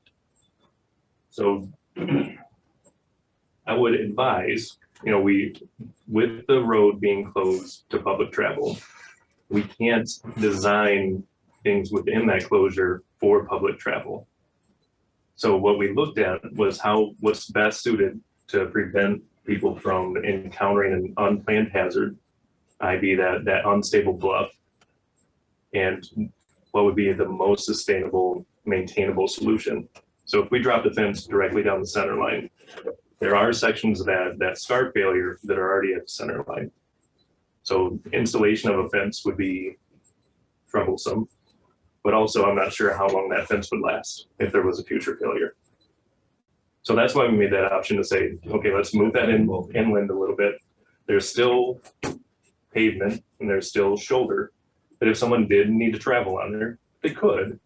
It's not going to be as pleasant or as nice as traveling on a paved surface, but you're not going behind by any means. So one other thing, and I talked to the County Road Association lawyer on this too, and he said, if we're gonna close it, we have to have at least the center of the road closed with signs that say do not enter. The concern that the fire department brought up was the fact that if that's all we're doing and people park down there, they're not gonna send their vehicles in to an area that can cave in to put out a fire. So that's where this problem comes in, is the fire department, what did he say? How much did he say his vehicles weigh? Between 30,000 and 40,000 pounds. Yeah. So their concern was with it that they don't want to see any type of internal combustion engine in there because of the fact that it could cause a fire. And they are not able to fight the fire effectively because the bluff cannot support their vehicles. So what I'm hearing here is there's no support to put a fence through there, correct? We need a motion for us to authorize you to do appropriate. Well, we still have to address, what do you need from us? Well, I mean, realistically, talking to the attorney on it, he said you have any number of options that you can choose. But he said, at this point, it is a liability for them to cross beyond that sign. And anything that were to happen in that, we are not liable for it. We are still liable. So when we're talking about the fire department saying that, they're talking about people parking in the parking lot that's owned by the residents and Mallard and whatnot. Okay. I wasn't aware that they were parking there. I figured that you guys stored docks or something pretty much, and that's about the use of it at this point. We have cars parked there. You have cars parked there. And the road isn't terribly bad, to that point, of course, but I understand the concerns of the fire department. Is there currently anything in place to protect pedestrians or bicyclists from getting too close to the failed portion so that they don't inadvertently go to a place and get injured? Yeah, so at each end, we do have road closure signs. And typically a pedestrian should never enter a road closed area, understanding that they are currently though. They're gonna use it to run. The bike race wants to go. The Bay Shore wants to go too. So I'm trying to think I'll about have another memo on that if you want to talk about that. Yeah. But there is snow fence that's up there. Okay. The struggle with the snow fence is the longevity and the durability of it. It's simple T-posts, snow fence, zip ties, and through acts of Mother Nature, acts of people just trying to get around the fence, get over the fence, people adhering signs to it about their landscaping businesses. It becomes a matter of stranger things have happened. It becomes a matter of remobilizing, redeploying to constantly maintain that snow fence. And I think that was more of the impetus from the working group of, hey, we need a more permanent solution. That was not the center line discussion or the length of discussion. That was our own discussion here, the board, about pedestrian safety. We were going to do that for pedestrian safety. Both ends were for, we don't have to send staff out there all the time. It's going to be a permanent, it's going to look permanent. It's going to be something that the people who have an absolute right to get in there can open the gate, and it's going to work, and it's not going to, the people who live in their subdivision are not going to have to drag our barrels out of the way. So what is the recommendation for simply pedestrian safety beyond snow fencing, which you said has longevity?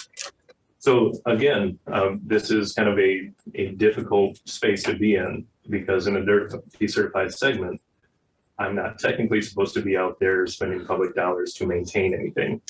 So if that snow fence were to become in repair, technically we're not supposed to go out to fix it. We can spend our regular money, not our activity Correct. money. Yeah, I mean, that's, I'll leave that up to you guys. My personal recommendation, and just based on the feedback of the residents, understanding folks that, let's be realistic, we can put up signage, they're still gonna wanna get around it. If we put up a fence, they're gonna want a gate. People are still going to want to access that public right of way, but it is not maintained for public travel. So the current recommendation would be that simple solution of permanent signage, some sort of barricades in the center, like Brad alluded to. And if people intentionally circumvent those warnings that say this area is closed to public travel, it is unsafe to go in here, and they make the decision to go in there, again, that would be at their own decision. And that would be applicable not just to vehicular traffic, but to any kind of pedestrian, bicycle, everyone, right? Yeah, because we're not designing it for travel. We're just warning people that the road is closed and this is an unstable bluff. Right, so. And so like, even if you look, I mean, this is because of the condition. I have been talking to the attorney, and this is effectively the same thing as the pictured rocks up in the UP. There are signs widely spaced that say, do not cross this sign. People do it all the time. But there's not, they are covered for liability because they've posted the sign. And you take it at your own risk. So I will make a motion to allow the placement of appropriate signs designated as recommended by staff to give notice that this section of Bluff Road is closed to public travel. That's second. Question on economics, will it be more than you can spend? No. Not if we do that house. And if the Bayshore Marathon chooses to make a path through there, they're making that choice, right? And we send a memo to them saying we highly recommend against it because there is a potential safety hazard. And if residents are using that area and a fire is set, they understand that the fire department has already stated that they are unable to respond to that area or send an ambulance if somebody is coming off of their boat to that area. Yeah. This is gonna cost some money, so roll call probably, or just so. It's within my spending authority, so I'm not. There's been a motion and a second. I just, a little further discussion. How are we going to allow the traffic to get in and out of there?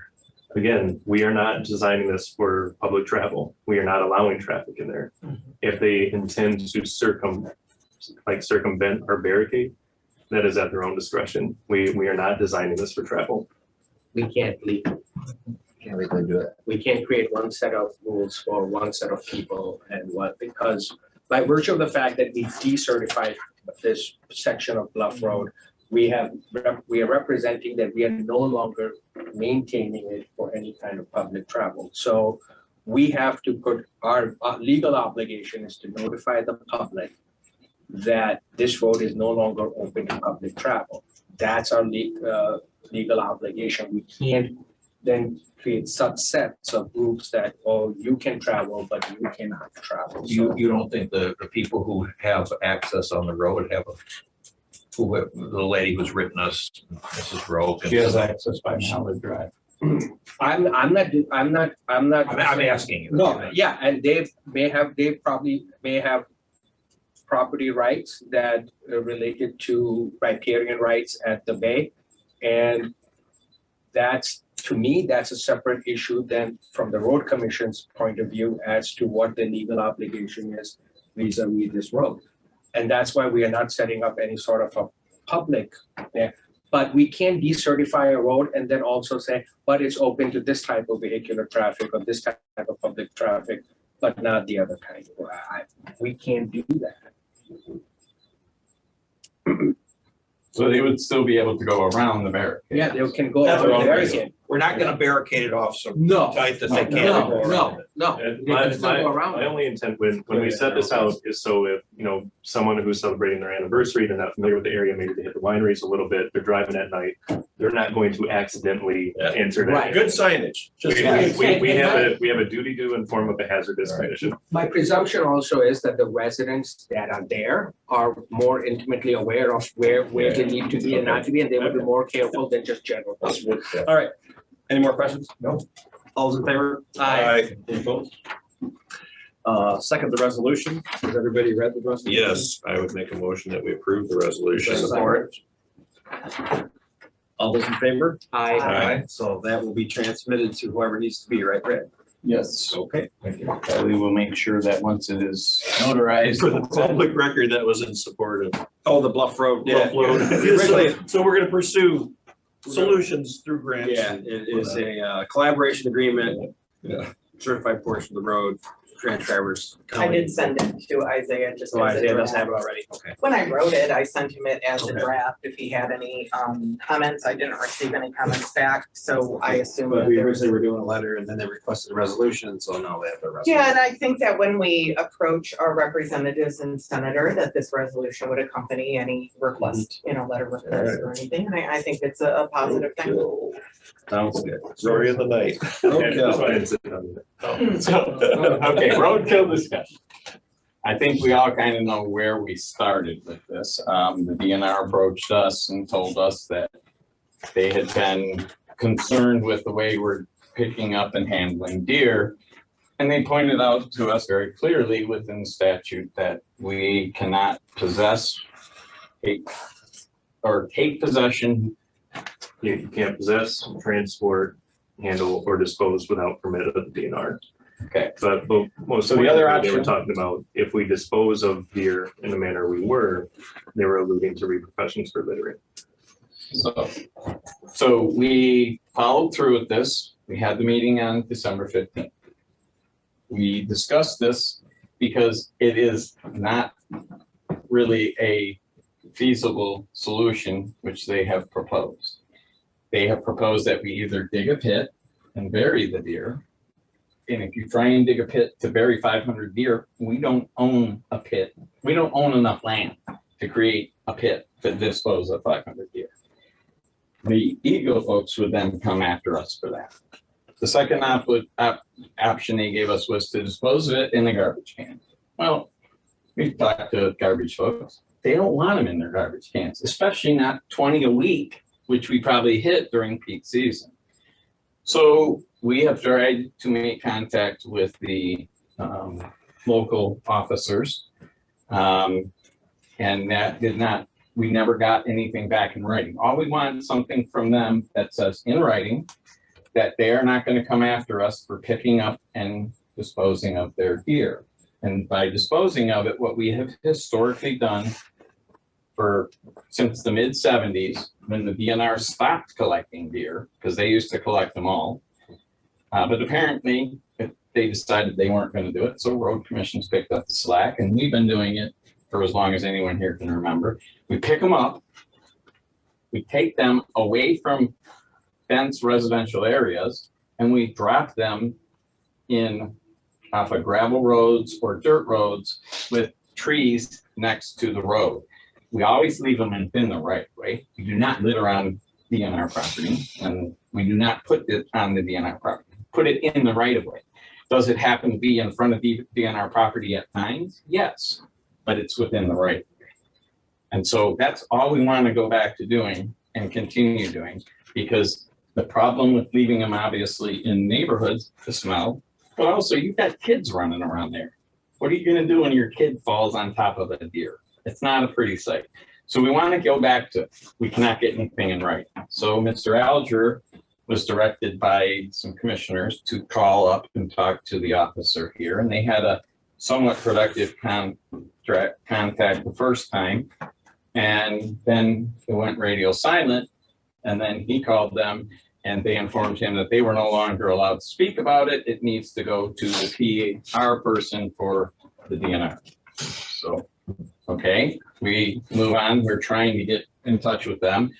The deputy director of the DNR called or sent me an email that said, hey, I need to talk to you about this and figure out what we can do to resolve this. This was last week, Thursday. I was busy when it came in. I sent him an email and said, okay, I'm available for the afternoon. Just let me know when so I can have my superintendent with me and we'll discuss this. So he said it would be later that day or Friday. Haven't heard back from him. Didn't hear back from him on Monday. Sent him something yesterday. I got Tuesday, got a return receipt that he read it at 5:06 on Tuesday. Still no contact. So I don't know at this point where we stand. The county is intending to take this matter up next week. And they are intending on passing a resolution recommending that the road commission go back to the methods as had been done in the past. They've done some research. We cannot be charged with littering. It's part of our job. We're doing our job. As long as we're doing our job, there's no such thing as littering for us as the road commission. So we aren't planning on putting them within anybody else's land. It's going to be within the right of way. We're not going to go back to putting them on farmers' lands because we don't want to have farmers getting in trouble with the Eagle folks either. But they have said that they intend to, if they haven't heard anything by next week, Wednesday, they are going to pass a resolution and ask all 83 counties to pass the same resolution. And I doubt that they're going to hear anything. And the reason they're not going to hear anything is nobody in the local DNR realm wants to be the person to take responsibility for saying that we're not going to get ticketed or that we're not going to get penalized for doing what we do in pursuit of keeping our roads clear. Yes. I mean, so, and what we have to decide is it's been a valuable public service for 50 years. The disposal method is the problem. Although some could argue we're spending money that should be fixing the roads, dragging away the DNR's deer. And if they own them when they're living, why don't they own them till the grave? Because while they're living, one of us better not touch them unless we play by their rules. They do own them to the grave. It's actually right in their own law that you cannot collect that carcass. Like if a private person wanted to go out and collect a roadkill animal, you need a permit. But so they collect the revenues and they don't do the work. So we need something for our staff now, Jay, right? I mean, absolutely. We need something now, Yeah. and we need perhaps to along, you know, I did a little bit of research and when you guys said we collect 500 deer, I thought, wow, that's a lot of deer. I spoke $50,000 a year. $55,000 a year at $110 a deer that we should be spending. I spoke to a road commission that collects 1,500 a year, sometimes 20 a day in October. They have a truck with a winch, so they don't send two guys. They have so many deer, but they have 3 burial pits. And perhaps we should try to pursue a burial permit because we're getting to be this isn't a real rural county anymore. This isn't like some places where there's miles and miles of untraveled roads that we have a lot of stuff. Maybe for the ones that are in, Commissioner Andrews called me from Peninsula Township and we spoke about it. The residents expect, because we've done it so long, us to continue the service. Maybe we need a way to dispose of them within our own means. That is, when we can drag them off. When they're in an area that there's too many people, maybe we need a method of our own for the third or the quarter or whatever the deer that we have to handle ourselves. And this is where this comes into, was it MDARD Yeah, so, and this is the difficult thing, because obviously this is way bigger than Grand Traverse County. So, and once you establish some sort of pit, and this is up for debate, and like we said earlier, I'm not an attorney or a legislator either. So I mean, this is for other people to argue about, but does Bodies of Dead Animals Act apply to our burial pit? Does Michigan Department of Agriculture, MDARD, start to have jurisdiction over how we're disposing of these and having these burial pits? And Because does it starts to DO initiate like very, very specific requirements in terms of spacing, depth, how often are you cultivating to turn that over and composting? So I mean, I wish it was as easy as digging a hole, burying them and forget about it. Coyotes get. Can I ask, I mean, right now our position is that we are not going to subject our employees to potential fines because of the lack of clarity. because they would be the ones that receive it. Right, so have we, you mentioned something about the county getting some opinion. Why, have we contacted our legal counsel for a legal opinion on He potential liability? was sitting in the meeting with us when they said they were going to respond to us within a couple of weeks to schedule a meeting right after the holidays in January, and we have not heard Right, back. I'm asking for a legal opinion from our legal counsel, potential exposure to liability if we resume this practice. His feeling is that the disposal in pits raises a whole nother level of problems, because I believe one of the counties he represents was recently fined for having a pit. What about returning to our And original that practice? was just on the surface on Well, public property. What on about their own that? property. He doesn't believe at this point that the DNR would make an issue of it. But it doesn't mean that the next lieutenant that's here doesn't. And unless we have something in writing from them, there's always the potential that they could. And so without that thing in writing, he told us, we need something in writing from somebody substantially higher than a local district official to say that we are okay, the DNR is not going to pursue any road commission for collecting deer and disposing them in the right of way in the non-populous area. I appreciate the fact that you guys were working on this in the off season when you knew we had a problem, it was gonna be a problem, you followed up and we're getting crickets. I mean, my asking to discuss this was not anything about, I think you guys have done a marvelous job of being proactive here. Yeah. Now, if I may, so your question about legal opinion, and I think the struggle is it defensible or will you get cited? And I don't think anyone would ever go on record to say you're not Right. gonna get No cited. one is It's just gonna- gonna say, no, you can probably defend it.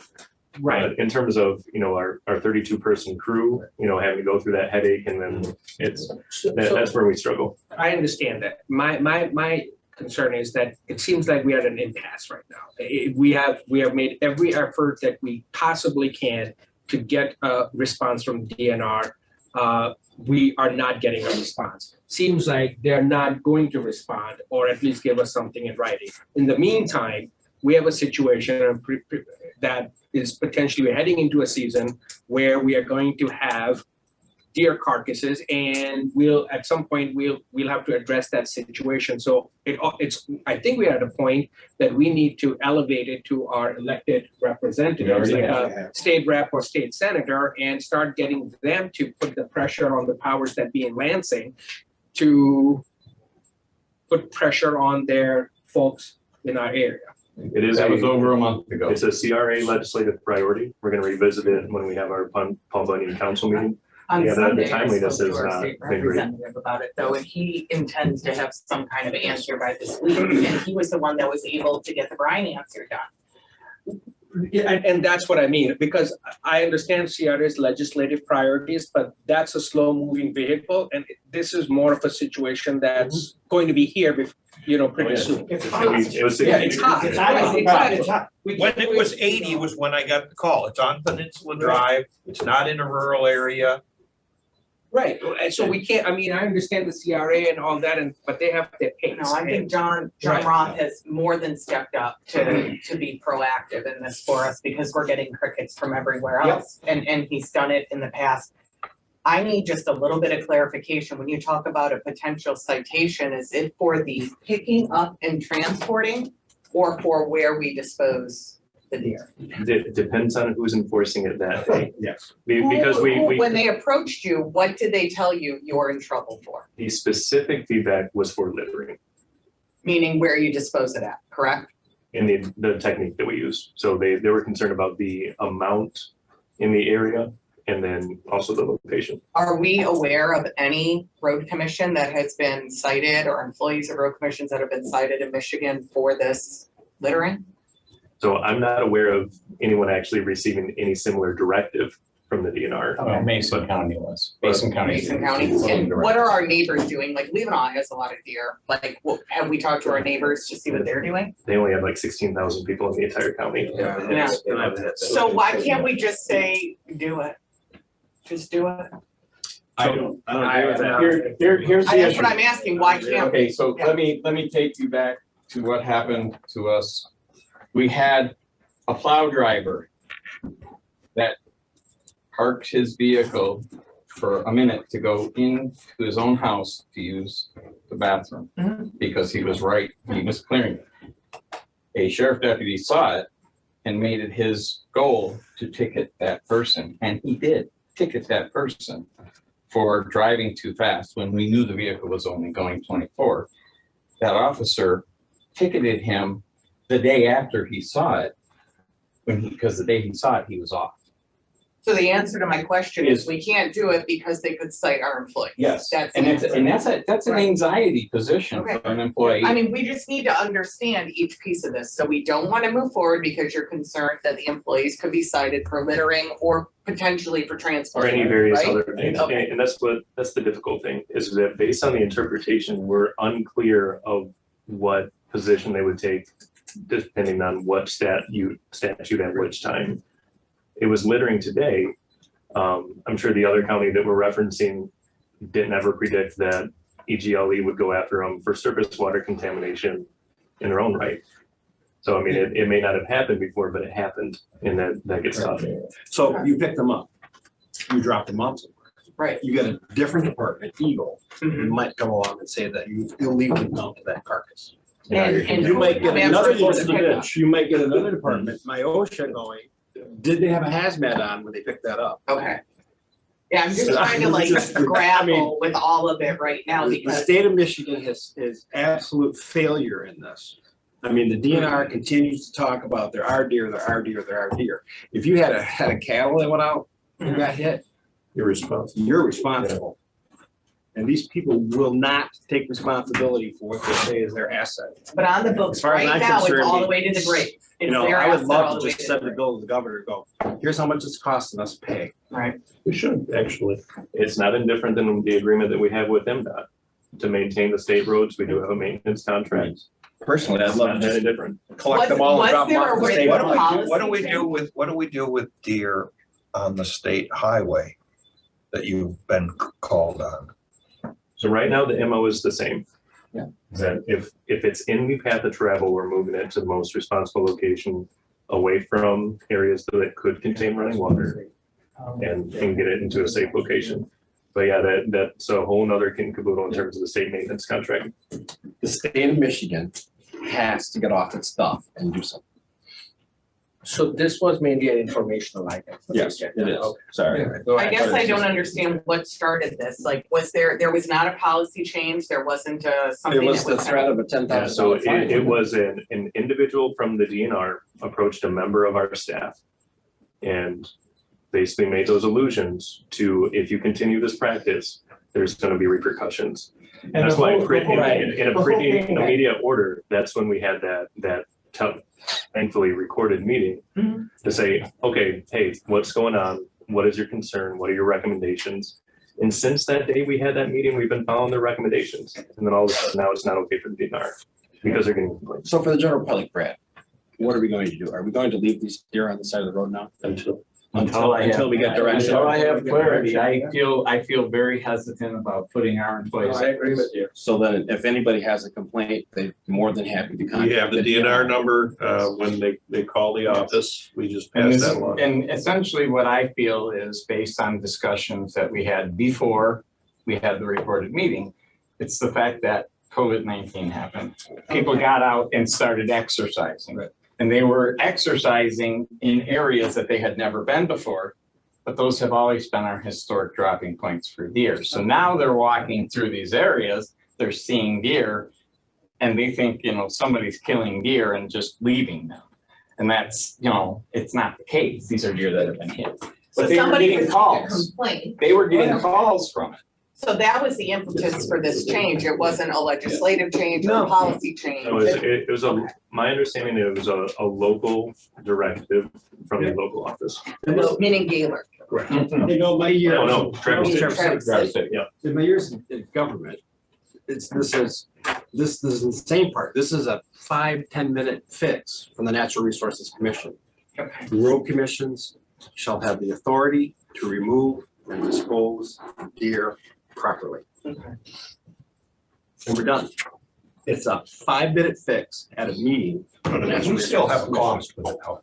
There's still a cost, but let's get one thing at a time. But no policy change, no law change. This is the way it's always been. It's just there weren't these complaints, so. And so, yeah, they never said. It's a they new never came to us interpretation to say- of existing. So anyway, So, we can. so we need our written, So, opinion. but the public needs to know, we are not picking these up right now. Yeah, We are not gonna pick these up until we have something to write. correct. So, And we will continue to push our legislators. Absolutely. all right. Next one, Yep, employee retirement change. so, okay, these are not accounts that go through MERS. We currently have two different investment options for our employees. The first is, they're both the same essentially, but they have different funds that they're allowed to invest in. Problem is based on the number of the amount of funds going in there, there's still the same statutory amount that we have to pay for each of those accounts. So it comes out of what our employees are contributing. Instead of having two, we decided let's consolidate this to one so that the fees are just one set of fees instead of two. So we went out and we started looking a little bit. We talked to this people here, and this is from Thrivent. Their costs are substantially lower to the employees, as well as their funds themselves, as far as the maintenance percentage is also substantially lower. We did run this against MERS. There are some cheaper options through MERS that they could do, but the returns on MERS are not nearly as good as what are being seen from some of the other funds. MERS is significantly limited, and if you want to get into some of their more diverse funds, you pay a higher rate. So the Thrivent came in with a investment services charge of 0.15%, and based on the current investment, it's a plan services of 1.41% for a total of 1.56. When we went to Nationwide and we looked at Nationwide, they had a higher percentage, and they also have specific fees that are added depending on which fund you want to add. And then they still have that 1.64 or 1.5%. And the same thing applied to Empower. So Thrivent was coming in lower, and they're mainly under, they have a lot of John Hancock funds, they have Vanguard funds, Fidelity, TIA, CREF. And those are still self-directed. Yeah, they get to select any of these funds. I have Thrivent. I've been happy with them for I have a 401k that I've carried over. And Yeah. And the other thing with it is they have local representation. Yeah, The that's other the two, other thing. we Yep. cannot get them through this time. And this is a personal option. It's just for personal options. We just want the okay to change who we're doing direct deposits from, or pulling funds from to deposit to this new company. We have to have a motion for that. There's no action listed on the agenda. I want You want, what kind of motion do you? I just want you to understand, I want you to agree that yes, it's okay for us because To to switch to one company that we have found to be lower cost. It doesn't affect us, it affects our employees. Okay, I'll make a motion to switch the individual employee retirement accounts to a single company called Thrive Sport. I think we just all those in favor. Yes, aye. Right, that's done. Signal modernization. You want to take that one, Derek, since Wayne's not here? This be our South Airport events in Victoria, South Airport at Garfield Road, this be complete rebuilds of 2 signals. Signal modernization. Yes. Yeah. End of So- life. That means you're taking the entire light out and putting in a new one, and because it's on South Airport, does that mean scoot? So that's It'll why have it the costs scoot more? system still on it. So that's why it has a price of that, or is it? Well, the scoot system's still there It's still there, yeah. Okay, right now. So I mean, we did nothing. It is what it it is. is what it is. So you could replace the light and This that, is a complete rebuild though. This is something that everything needs to come down and be replaced. It is not, we have another upgrade project that needs to be taken care of too for signals that just need new span wires and. All you had span wires conversion FYI. This is what we've done in some of the other places where we're putting those big long arm poles up there. These would be on wire. Oh, this is just wire? It'd be span wire, yep. 828 for wire. I know, For 2 intersections. It's 2 signals. It's 2 signals. so these are lights that are No, gonna this is break no if they're not, Yeah, lights, yes. right? It's the Well, same they're gonna issue that fall you guys dealt with. Okay. We're going out of service soon. I mean, there's some new lights at that in Chum's Corner. Yeah, they just did Yeah, that. that's it's kind of similar, it's Yeah. that. Yeah, so they're replacing everything out Yeah. there Will they also. have the reflector back? Correct, yes. Okay. So it's kind of similar design, okay. And these have well exceeded their 25 years worth of life that we would expect. And what we don't want to have happen is the same thing that happened at the Franier, Right. where it fails and then we don't have something in place. And do these new ones have a similar lifespan, 25 years? Yeah, anything on a wire, you're gonna be Out of 20. curiosity, what do we spend on Lafreniere to fix that? It's 325, 330. Okay.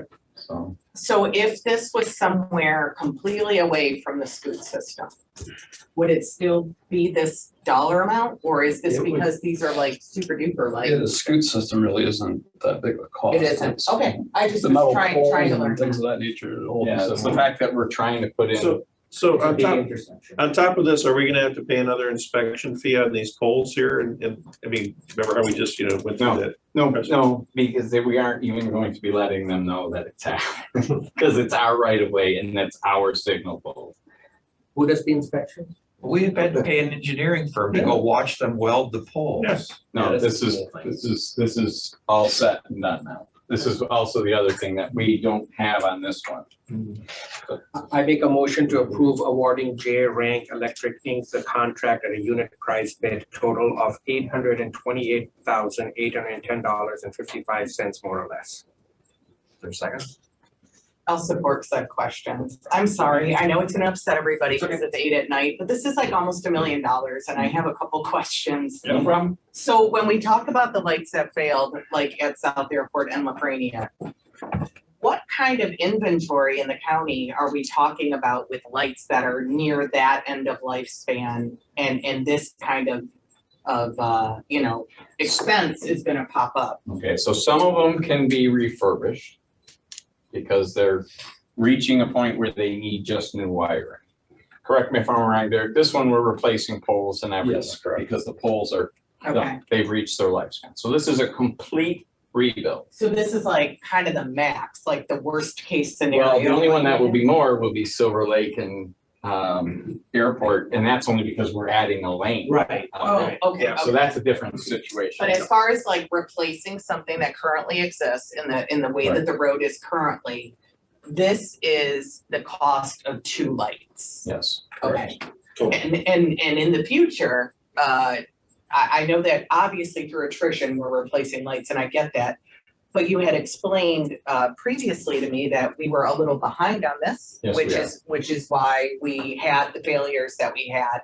So replacing these 2 obviously were end of life and you're talking about that, but looking forward and budgeting wise, how many are we looking that are about $500,000 or $400,000 a piece? These are pretty standard. Or we have 400,000 to 500,000. Okay, and how many in our area are really close to the end of life because we weren't replacing them in a. Without having it in front of me, I can't answer your question. There are several others that will need to be within the next several years. Okay. But we also have several that just need to be re-spanned. So you get, basically 2 times of spanning it at least between a complete rebuild. Okay. And those are the cheaper ones that we're gonna be talking about on our next site. Yep, and I had questions about those. And this is, so this is a 25-year lifespan at least, depending on what it turns out at. But we're going to be, in 15 years, we're gonna be coming back here to ask for the board to rewire that intersection. And that's the cost of signals. It's So just for the nature of this year, for this budget season, this is what you're talking about on total replacement. We're not looking at this next month or in the fall. This is kind of your budget. But we'll be Silver Lake and Airport may still be up. Derek, are we gonna make it for this year on that, or is that gonna be? Yeah, I'm gonna get that out next week. Because a lane is being added, so you have to change. And also, is that light near its end of life? It's fast, it's under. Okay. That one we have a lot of breakdowns on right now. Okay, this was just, new for me. Obviously, Sure. I need to learn, and it is a really large dollar amount. So you gotta kind of understand the scope of what it is and why it is. It was kind of in our asset management plan that we were gonna, Right. I mean, that's what Wayne had. Because we're catching Clued us up on, on these lights so that we can avoid the failure. Even if we didn't like we it, had we can't last stay year. broke, we gotta replace lights, but For it's sure. part of the transportation. But But by they need doing to this- sharpen their numbers. I'm sorry, this is it's like when you're held over the barrel. If we're the only company that does this, or it's like, well, maybe we need to spread your work out a little longer. Nobody else that wants to respond. Yeah. Windmill responded That's on my this one, point, right? They did not, they pulled plans, but they did not bid. Yeah, so Windmiller wouldn't bid on the. What about, a company from Reed City? Do they pull our plans or not? Which one? I'm sorry. Hydraker. I don't believe so, no. Okay. So Severance Electric is another one from downstate, because these people are from downstate. They also are interested in doing signals, but that's the problem is, there's So we're nobody paying, around we're paying a here. lot for mobilization too. I mean. Right. Yeah, because there's nobody Yeah. here that does that type of I work. get it. And you need some pretty specific equipment to set a pole as big as it is. They were doing the stuff for MDOT at Jones Corners. Yes, they did Right. everything I mean, on 31. I get it. It's an expensive item. So can we vote on this? Yes, we can vote on that. It was moved and seconded, roll call. Chasm, Yes. Horn, Yes. Lehman, Yes. Gilman, No, Underwood. Yes. All right, next we're doing should I get my right order here? Traffic signal. I make a motion, we accept the bid from Rank Electric for 67,737 more or less. Support. Any discussion? I don't just- think anybody wants it. Please, just 70 grand to take them out. help me out here. FYA conversion. Okay, so it's flashing yellow. When I see FY as a finance person, I thought we were talking about a fiscal year issue until I Googled this and I learned about the flashing yellow. Okay. But I mean, I think this is the one at the Cherryland Mall, right? yeah, The Cherryland Mall one we have to take out. Right, isn't that the one? The one that flashed. Yeah. And they That don't one wanna, was- and they don't wanna pay for Right. its repair, okay. No. Repair. And if they would ever want to, they have to pay for the new installation.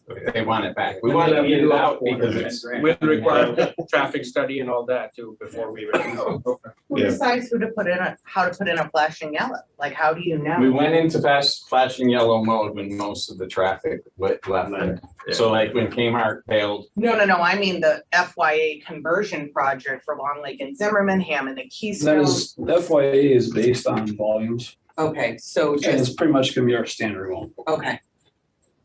Because those are really significant intersections.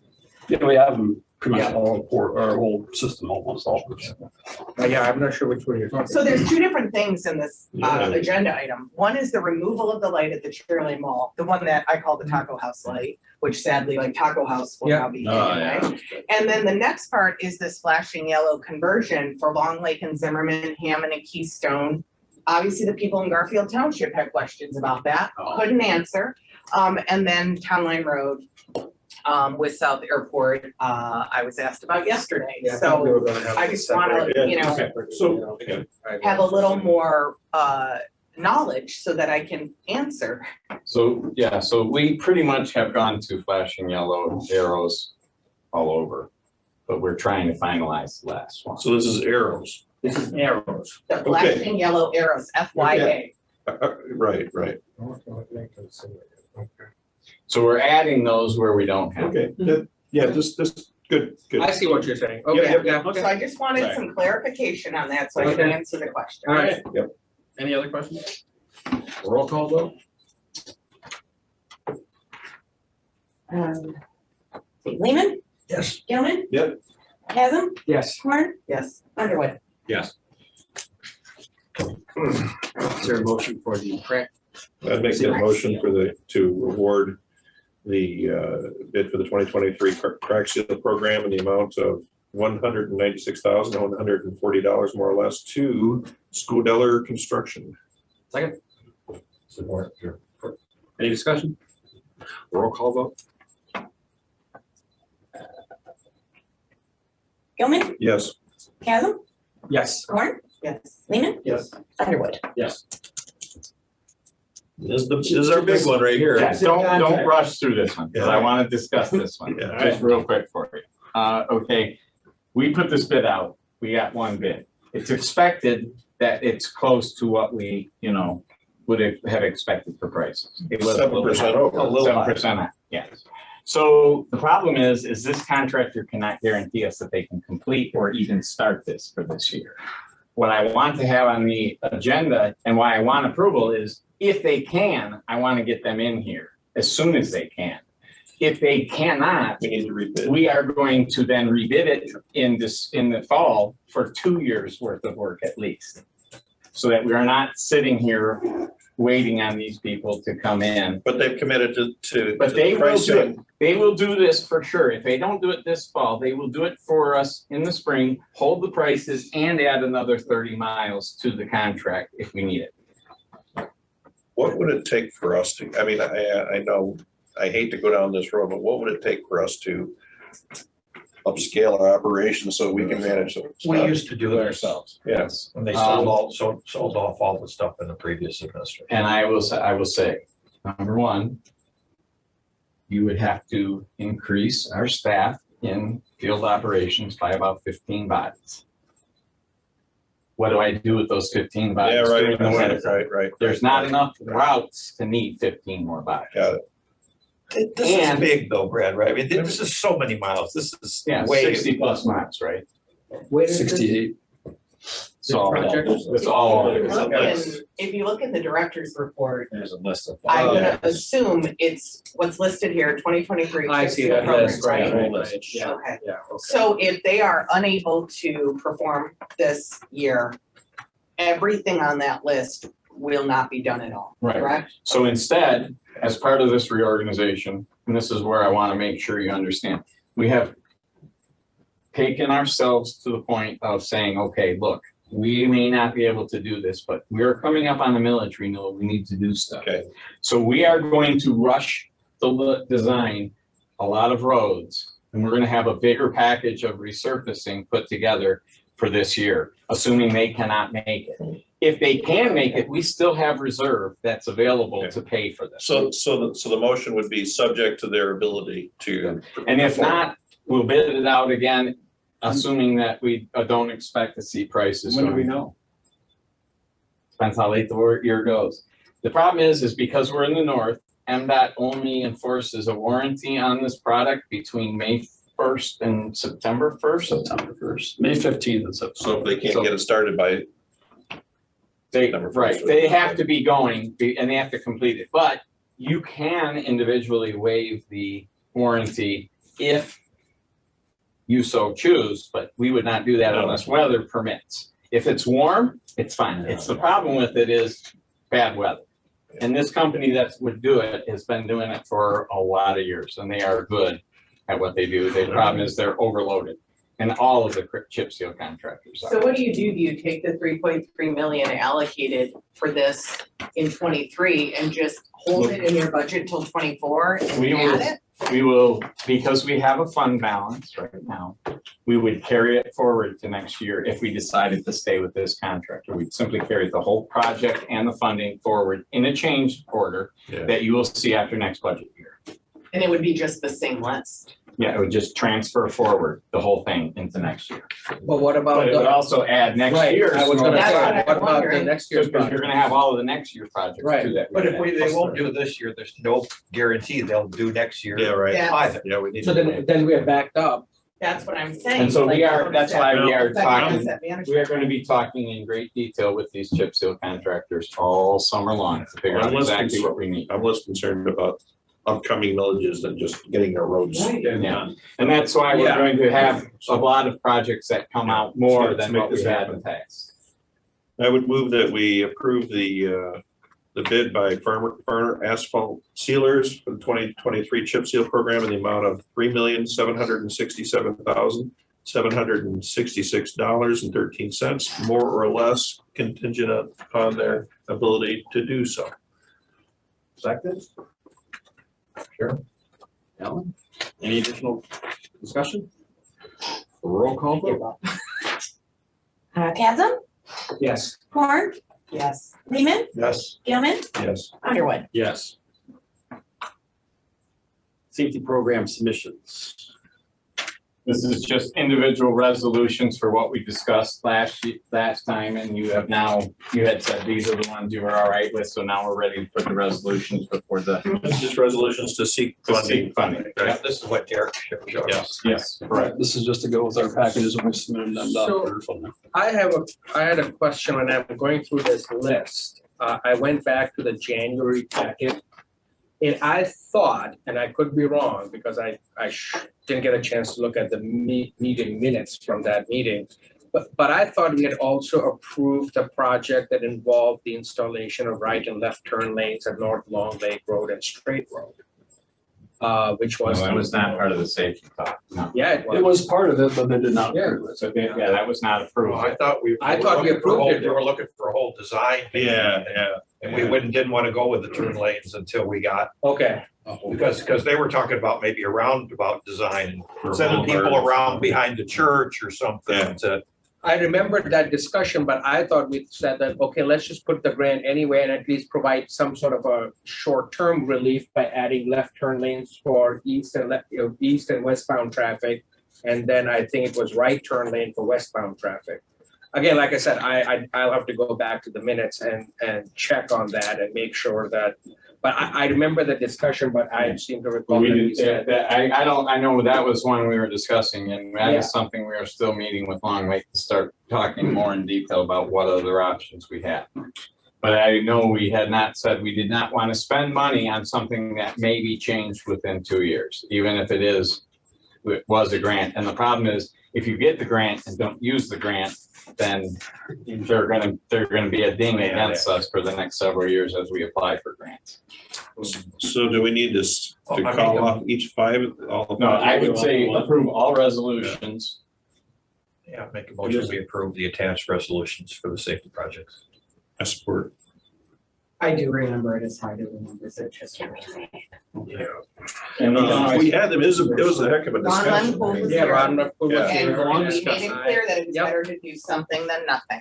Yep. And I'm not saying that the solution we discussed was part of this safety application, but I'm saying that we did discuss the turn lanes. Yeah, and we are going to be having a long set of meetings to discuss what is going to happen out there, but it's something that we need to get some more data collected and other options. There's a mini roundabout that's a temporary deal that you can actually buy, set it up, let it sit for See a how. couple of years, see how it Yeah, works. That's what I remember. Before you Oh, know yeah. I talked about the mini roundabout, that's why I remember. Yeah. So that's something we are gonna be looking into, but it's a discussion for. There's a blank on. Yes, commit what you guys do, 0%. typically you commit the 20%. Are you guys willing to do it on these? Okay, yeah, that's my other note was like, So each one's 20%. If you agree, that's typically what you guys have done. My other question also in the resolutions was that it says that we are hereby resolving to apply for participation in intersection safety improvements. Are we participating or are we applying for grants to fund these road safety? No, our projects? participation is the 20% that we're committing to it. So that's the resolution, Yeah, the So we'll spend the money. 20%. Okay, So it's gonna be a roll call vote. Any more questions? Okay, I think we can roll call all of them at once, so. Corn, Yes. Lehman, Yes. Gilman, Yes. Chasm, Yes. Underwood. Yes. Okay. All right, permits. So you have the changes that are proposed for permits as well as the attached documentation of how much it actually costs us to do these. We are asking you to accept these changes and then schedule a public hearing for next month's meeting so that we can read these and have the public hearing to put them into place. We have not changed our permit fees since 2014. We are talking about adding one, which is a reinspection fee. And that is because we have a lot of people that call us for an inspection. We have our inspector go out and they're nowhere near ready. They're not even there when they're supposed to be to take instruction of what we need to do. So that's the only addition, but there is changes to the cost based on what it actually costs us to provide this service. We have the right to, by law, to recover up to the cost, but not exceed the cost, which is why we've set them low. I would prefer we get rid of the asphalt concrete separation and just make a set fee for all driveways. Because I mean, our guy goes out, Steve goes out, and he takes the same amount of time to look at the gravel or the same amount of time to look at the pavement. It's the same right of way. But when you're talking about a paved driveway, it's the interface with the asphalt that has to be made perfect. Whereas an asphalt drive, they're just paving right up to it. So he does take him longer to get the saw line and everything lined out to make sure everything is right. If you want to combine them, feel free to combine them. Don't exceed the low one. But the total estimated cost that you gave us for gravel and asphalt is the same, $162.01. But So it actually, but you're saying- Steve's time is more. But his is not included in a lot of them. Oh, it's not. Like the $500 fee. Yeah, I don't like that either. I don't mind the $75 or the $100. That it costs us money. Nobody's working for free. We say it's not a. Can you go to the resolution, please? It's permit variance request. The variance request. I don't Bookmarks off. I don't like that at all. The bookmark should be Okay, off I on the just want side. to make sure that you have that. That's not in red, so It's- that's. It's down to the bottom. existing. It's down, I see it under land development reviews. no, it's under miscellaneous fees. It's the variance request. Oh, there, okay, Yeah, yeah. I'm sorry. Our staff says no. It's everyone says no. Right, Yeah, we right, are the last right. resort for a developer or applicant. Yeah, It's you like shouldn't have to pay for that. when, you go to a ZBA. I'll go with the other things, fine, as long as we don't. I agree with you there. I'm sorry. Wait a minute, a resident can come before this board? If they've been turned down. If they've been turned down. Yeah, they can request. Just like a ZBA, like that, The whole okay. thing last year about. And what you're saying is if somebody wants to come here and do that, they would have to submit $500 for the opportunity. for us to have all the documentation in place, duplicated, distributed, made sure everything is right from their end, also Part of our collected and service. done. But wouldn't it be the same documentation that they had originally when they asked you guys and you denied them? Well, we have to produce additional to cover everything that we know in our Yeah. head, so that you know about it. before Yeah, you- but I mean, counties do it, townships do it, they do variance requests, it goes through the same process. I've never heard of a county or a township charging $500. And I look at it this way, I mean, I don't know what Yeah. Garfield does. but I have no idea. I didn't even know you could do this to the road Yeah. commission. Is there a place where, I mean, I'm assuming you didn't just pull this out of nowhere. So what research led you to choosing the $500 amount? Roll down. It's all there. Right, but Yeah, but it doesn't cover, that's only, I didn't see. You think about like the time we spent like to make sure and do all the issues like for the it's lady a time who, estimate cost. the Yeah, so I thought we had more down. I thought we had where we collected these fees. I mean, I get it. But I think sometimes we should just do that. We are here to Counties serve have the a public. $500 fee, I guess is what I'm asking The you. counties do, Right pretty much there. across the board. Variance request. Yeah, but the list that you gave for comparison, it only had the different counties charging for residential drives. Right. That's the only There's thing you gave us. there's no documentation on the variance request, other than the time estimate would be my assumption. Okay. This also though applies to development. And the other thing is, I mean, we're hitting them for a millage anyway. And this is one of these areas, I'm not a big fan of charging a homeowner for road services. For me, the closer you relate it to the actual use, the better. Okay, in other words, vehicle taxes, whatnot. Can we make it commercial? That's what I was just gonna ask. Can it be the scope? Is the. Well, if it's not residential, Yeah. I wouldn't hate that. I can see that because there are situations where it does require, no matter what, it requires a good deal of work, but. I think that's probably more reasonable to do a commercial, but how do we define like a subdivision is commercial? Well, you have 2 or 4. More than a single residence, right? 2 residents is a private drive, 3 is a commercial drive. Yeah. Okay, all right, then commercial it is. I'm uncomfortable with that because How it often seems steep. has this happened, that somebody's come before the county road commission with a variance? With the variance, we've had 3 since Joe's been on the board. Okay. 3. Because we had the one on 4 Mile Road. Yep. Where we wouldn't let them put it in and you guys agreed that, no, it can't go in where they Right. want it.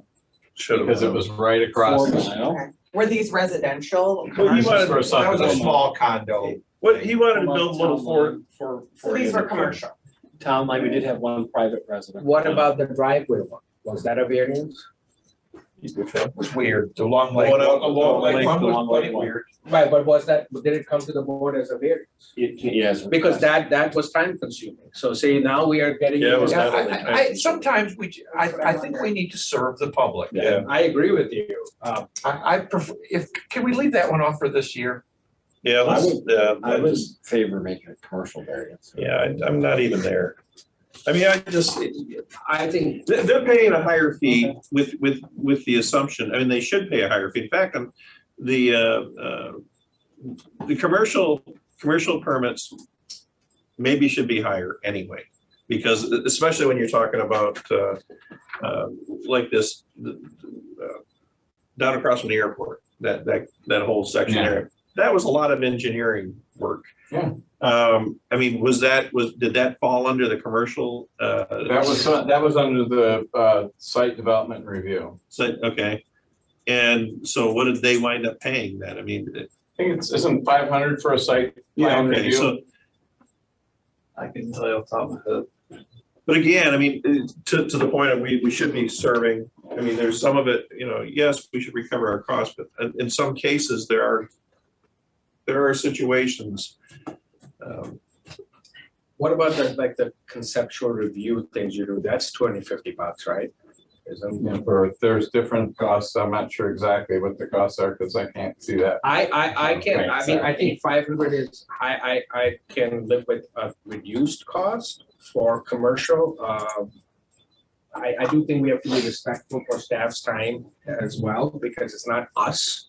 It is, and 500 is steep for me. That's a lot. I don't On the think- variance. On the They variance. should definitely raise the utility permits. Yeah, definitely. So I mean, That's hard to do. They already have problems with some of the stuff. I can live with 250 or something. Tough luck. Don't do it. Yeah. All right, so We're gonna Can we? eliminate the new fee of variance. Let's put it this way. Right now, we're just saying that we have reviewed them and you want to set a public hearing. yes. There is plenty of time at the public hearing to discuss Okay. this too. So think about it more. And if you have questions about it, yes, you do need a motion Is there a to motion to do a public do hearing on a these? public At the hearing. next meeting or At something. the next Yeah. regular scheduled meeting. Okay, I'll make the motion to schedule a public hearing to discuss these. And that would fall, what's the date? May 25th. I think, yeah. May 25th. 25th. So, and then if anybody has questions, they can call me direct and I can talk to them about what. I'll second the motion for public hearing. And how they came about. Those in favor of public hearing on May 25th for permits? Aye. Okay. So we can all just bring our changes or anything to that, right? Yes, correct. Okay. And make sure that we have any changes that we make done during the public hearings. I mean, Yeah, you bring it and then we discuss. There will it. be, so you can bring proposed changes Yeah. and then you can, and then you can present them as for this deliberation. So what is going to be presented is this draft, right? That was in the packet? We can change it. this is the primary, this is. So we where will the starting present point this will be. and Yeah. that Okay. is, and then we can change it during the public hearing. Right. No problem. Okay. I make a motion to apply these two GMC terrains from 55, 220, 240 more or less, unless somebody else. I'll second that. Wants to That's a take my. steal. It's the price of one. Any questions? No, I was blown away by that. How do I get a my deal? GMC terrain, all we. All right. Aye. Oh, roll call for it. Spend the money. Lehman, Yes. Stillman, Yes. Chasm, Yes. Corn, Yes. Underwood. Yes. Okay, auditor process, I get this one through real quick. We discussed this already. No, hold on before you jump Yeah, ahead. You put- Insert. You added. Oh, I did, sorry. Purchase a winter blade. Sorry, that's my bad. Was this So added before the audit? No, this was added. Yeah, you put it after Q. After Q. This came in. After agenda Q. this is the bid that Leelanau County put out for blades. We typically backpack or piggyback on each other, so they'll do certain things that we use their bids, and then they will do certain things that they use their bid. This year, they got their bids in before the deadline, which is good, because if we approve it tonight, we can get these ordered under the low rate before they go up in 10 days. Is it 60 per blade? I don't know exactly how much it is, Yeah, good $60,000, I think. That truck and trailers. These are $300 or $500 or something. Yeah. I was trying to figure out how many. Yeah, a lot of trucks. Yeah. So how many blades are we replacing? Those blades will last us about 3/4 of a season. How many are there? We have 30 trucks. Yeah, these are So the, that, actually, we have 33, but, or 34, but Okay. it'll reblade every truck and then it will last 3/4 of the year. We have blades left I over. make the motion to approve accept the truck and trailer's bid for winter carbide blades not to exceed 60,000. Another second? Second. Any additional discussion? Roll call vote, please. Stillman, Yes. Chasm, Yes. Corn, Yes. Lehman, Yes. Underwood. Yes. Last but not least is So our we cost share. the auditor. Auditor. So we talked about this before, where we said because the county is gonna use the same auditor we did, and they're gonna go one more year because of their financial system. So we said we were gonna use the same thing. In So your we're in our packet, third year. this is our fourth year. Okay. I believe. So what's happening though is the county has also offered to take over the solicitation of auditors from all of their groups, agencies, whatever, and select one auditor with input if wanted by each of the boards to take over so we can make sure everybody's. So they're gonna do a package deal. But yeah, they're gonna do a package deal and we don't have to do it then. But we It's- can sit on and interview. In a way, it actually makes more sense. Yeah, because our audits go to them. As long to as be they, part of yeah, their as long audit. as, I mean, as long as for the same reason that, you know, I liked every couple of years, I prefer to change them because you get a new set of eyes on. Right. Um, And so the same company may still bid, but it would be from the other partner. The other partner's team would be doing. but for this year, it's still. Peter Hefner. Hefner, okay. We have to authorize our percentage of this, right? Well, no, we do, all you're authorizing is the acceptance of that proposal for us to go, and it's just barely over my spending authority, but I would still bring this. We have to approve the. You have to approve the process, the auditing process. What if all of the entities don't approve this? Doesn't matter. We're still gonna use them. It doesn't change our share then? of the- No, this Our this cost time is- around. Our cost is set, it's 15,000 and change. Move to approve the audit cost proposal in the amount of $15,625. I'll second that. Roll call vote? Chasm, Yes. Corn, Yes. Lehman, Yes. Gilman, Yes. Underberg. Yes. And I would ask the board to go. I would into make a closed motion session. that we go into closed session for the union contract discussion. Purpose of the union contract discussion. After. Yes. Yes. Everybody take a bathroom break. We'll meet in the conference. Yeah, roll call. We have to roll call. Chasm, Yes. Lehman, Gilman. Yes. Yeah. I was trying to. So we can go to that. Tomorrow or this? Jim? Yep. Had it mentioned. You said we, I figured even. I keep thinking of them, like, Hey, I mean, you can drop. Look, I want to. With that cutter, you push it over. You can go Wasn't through I good at some roots and that phone. I just got a bigger whip of it. I'm like, oh my god. It's just- It takes place, I mean, Is that what it's Just like? our guys are okay at trees. and that's- I do like to stand. So we would send them out and lost time injuries and tweaks. Will it do a bigger stump in pieces or not? I'll use it to be stumping. That I'd still use one of like the rotary style grinders. We actually have a stump bit out. So if there's some on the I right know way, so- there's gonna be some on Ray Road. Oh yeah, they gotta push all those back like Yeah. after you get into that tree line and stuff July like or that. something.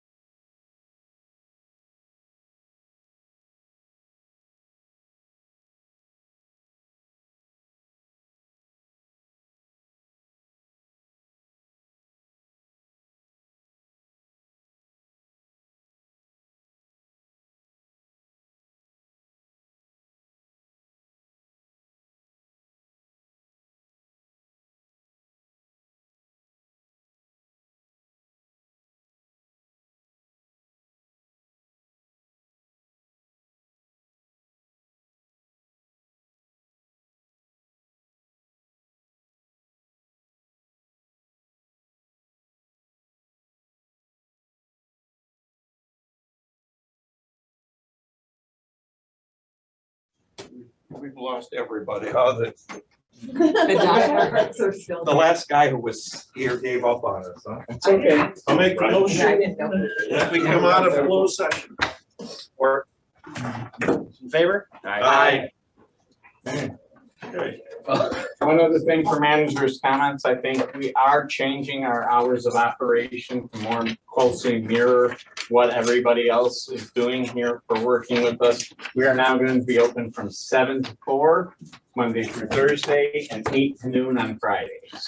We never have anybody coming in on Friday. It makes it much more usable for us to have Katrina. She can work the 9-hour days and then the 4-hour day. You're the manager. We'll keep it going. But just let you know, Yeah. we ain't gonna be having people here after 4. So if you want to get in, you're gonna have a problem. Other than that, I don't think there's, oh, wait. Oh, please take notes. That's Kylie's new last name. Yeah, we know, I thought. Oh, it just wasn't sure if we needed to We saw it on I know. email. Yeah. I did it in 9 minutes. I know. Look at it, it's all of a Same sudden person. changed. It's like, whoa, who is this person? I have Oh. no idea. On record. I signed my minutes, it's now Hinges, but I am the same person. Okay, well, that's You good. say that. All right. Brad, are you done? I'm done. That's all I had. I'm gone. Oh, gosh, no. Are we meeting on May 11th? You had mentioned it. We never did that. Sorry.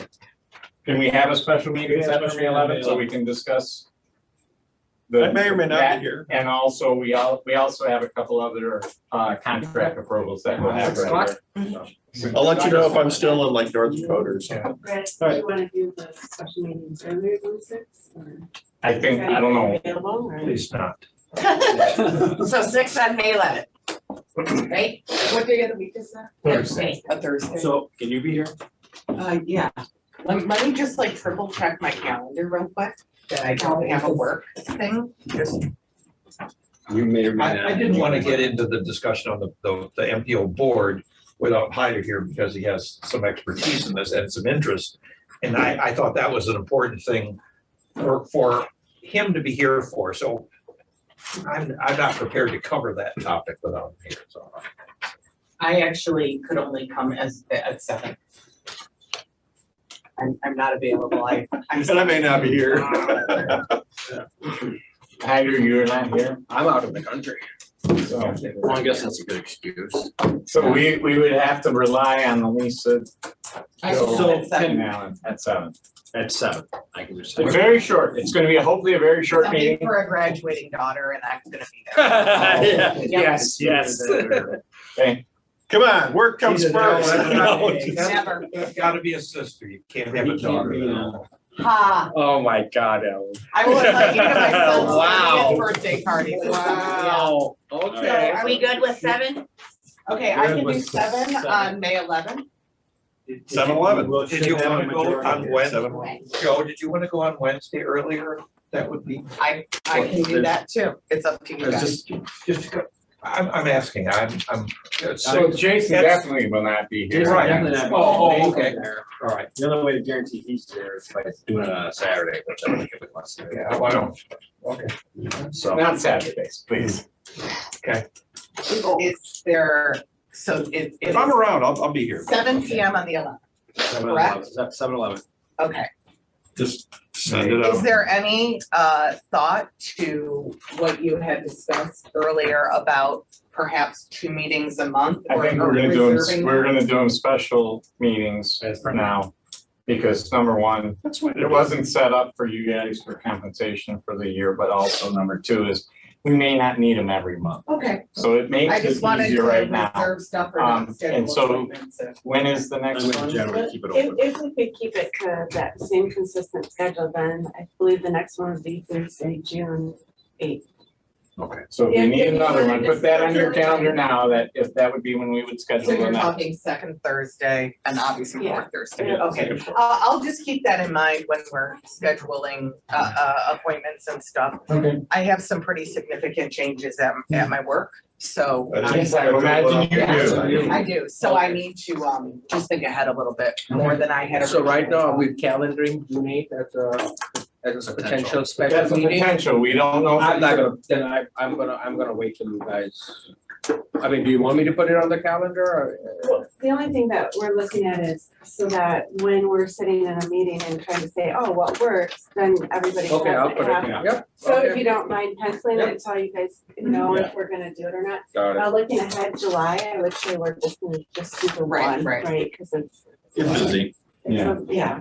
Beginning of the month is crazy with Cherry Festival and everything else. Well, and I'm not certain what role, you know, entering into this MPO process plays into a necessity to meet or whatever until that is straightened out. I don't know, but we just should at least have some idea ahead of time. And if it's Because we something, all have jobs and families Yeah. and. and if it's something that you guys want to set up a working session, obviously it would still be open, but I could come in and we could go over, I've had a lot of experience from Ann Arbor. I mean, I was dealing with the MFPO for that from Watt's perspective and Semtech. So I can go through Good. a lot of the differences because each county in the Semtech has a different policy as to how many votes they have allocated to the MPO. Oh, really? Okay. So Oakland County has more votes than Macomb County. Even though they're sitting on the same MPO Yes. board. Okay. And Wayne County has less, but the city of Detroit has a lot. Okay. So it's a So that's totally, gonna be a really valuable resource then as, you know, not so much the committee, but meeting as a committee to look at what those organizational Yes. bylaws are of the Yeah, board. Okay. so, Motion to adjourn. Support. all right, thank you. Thank you. Sorry it went so long.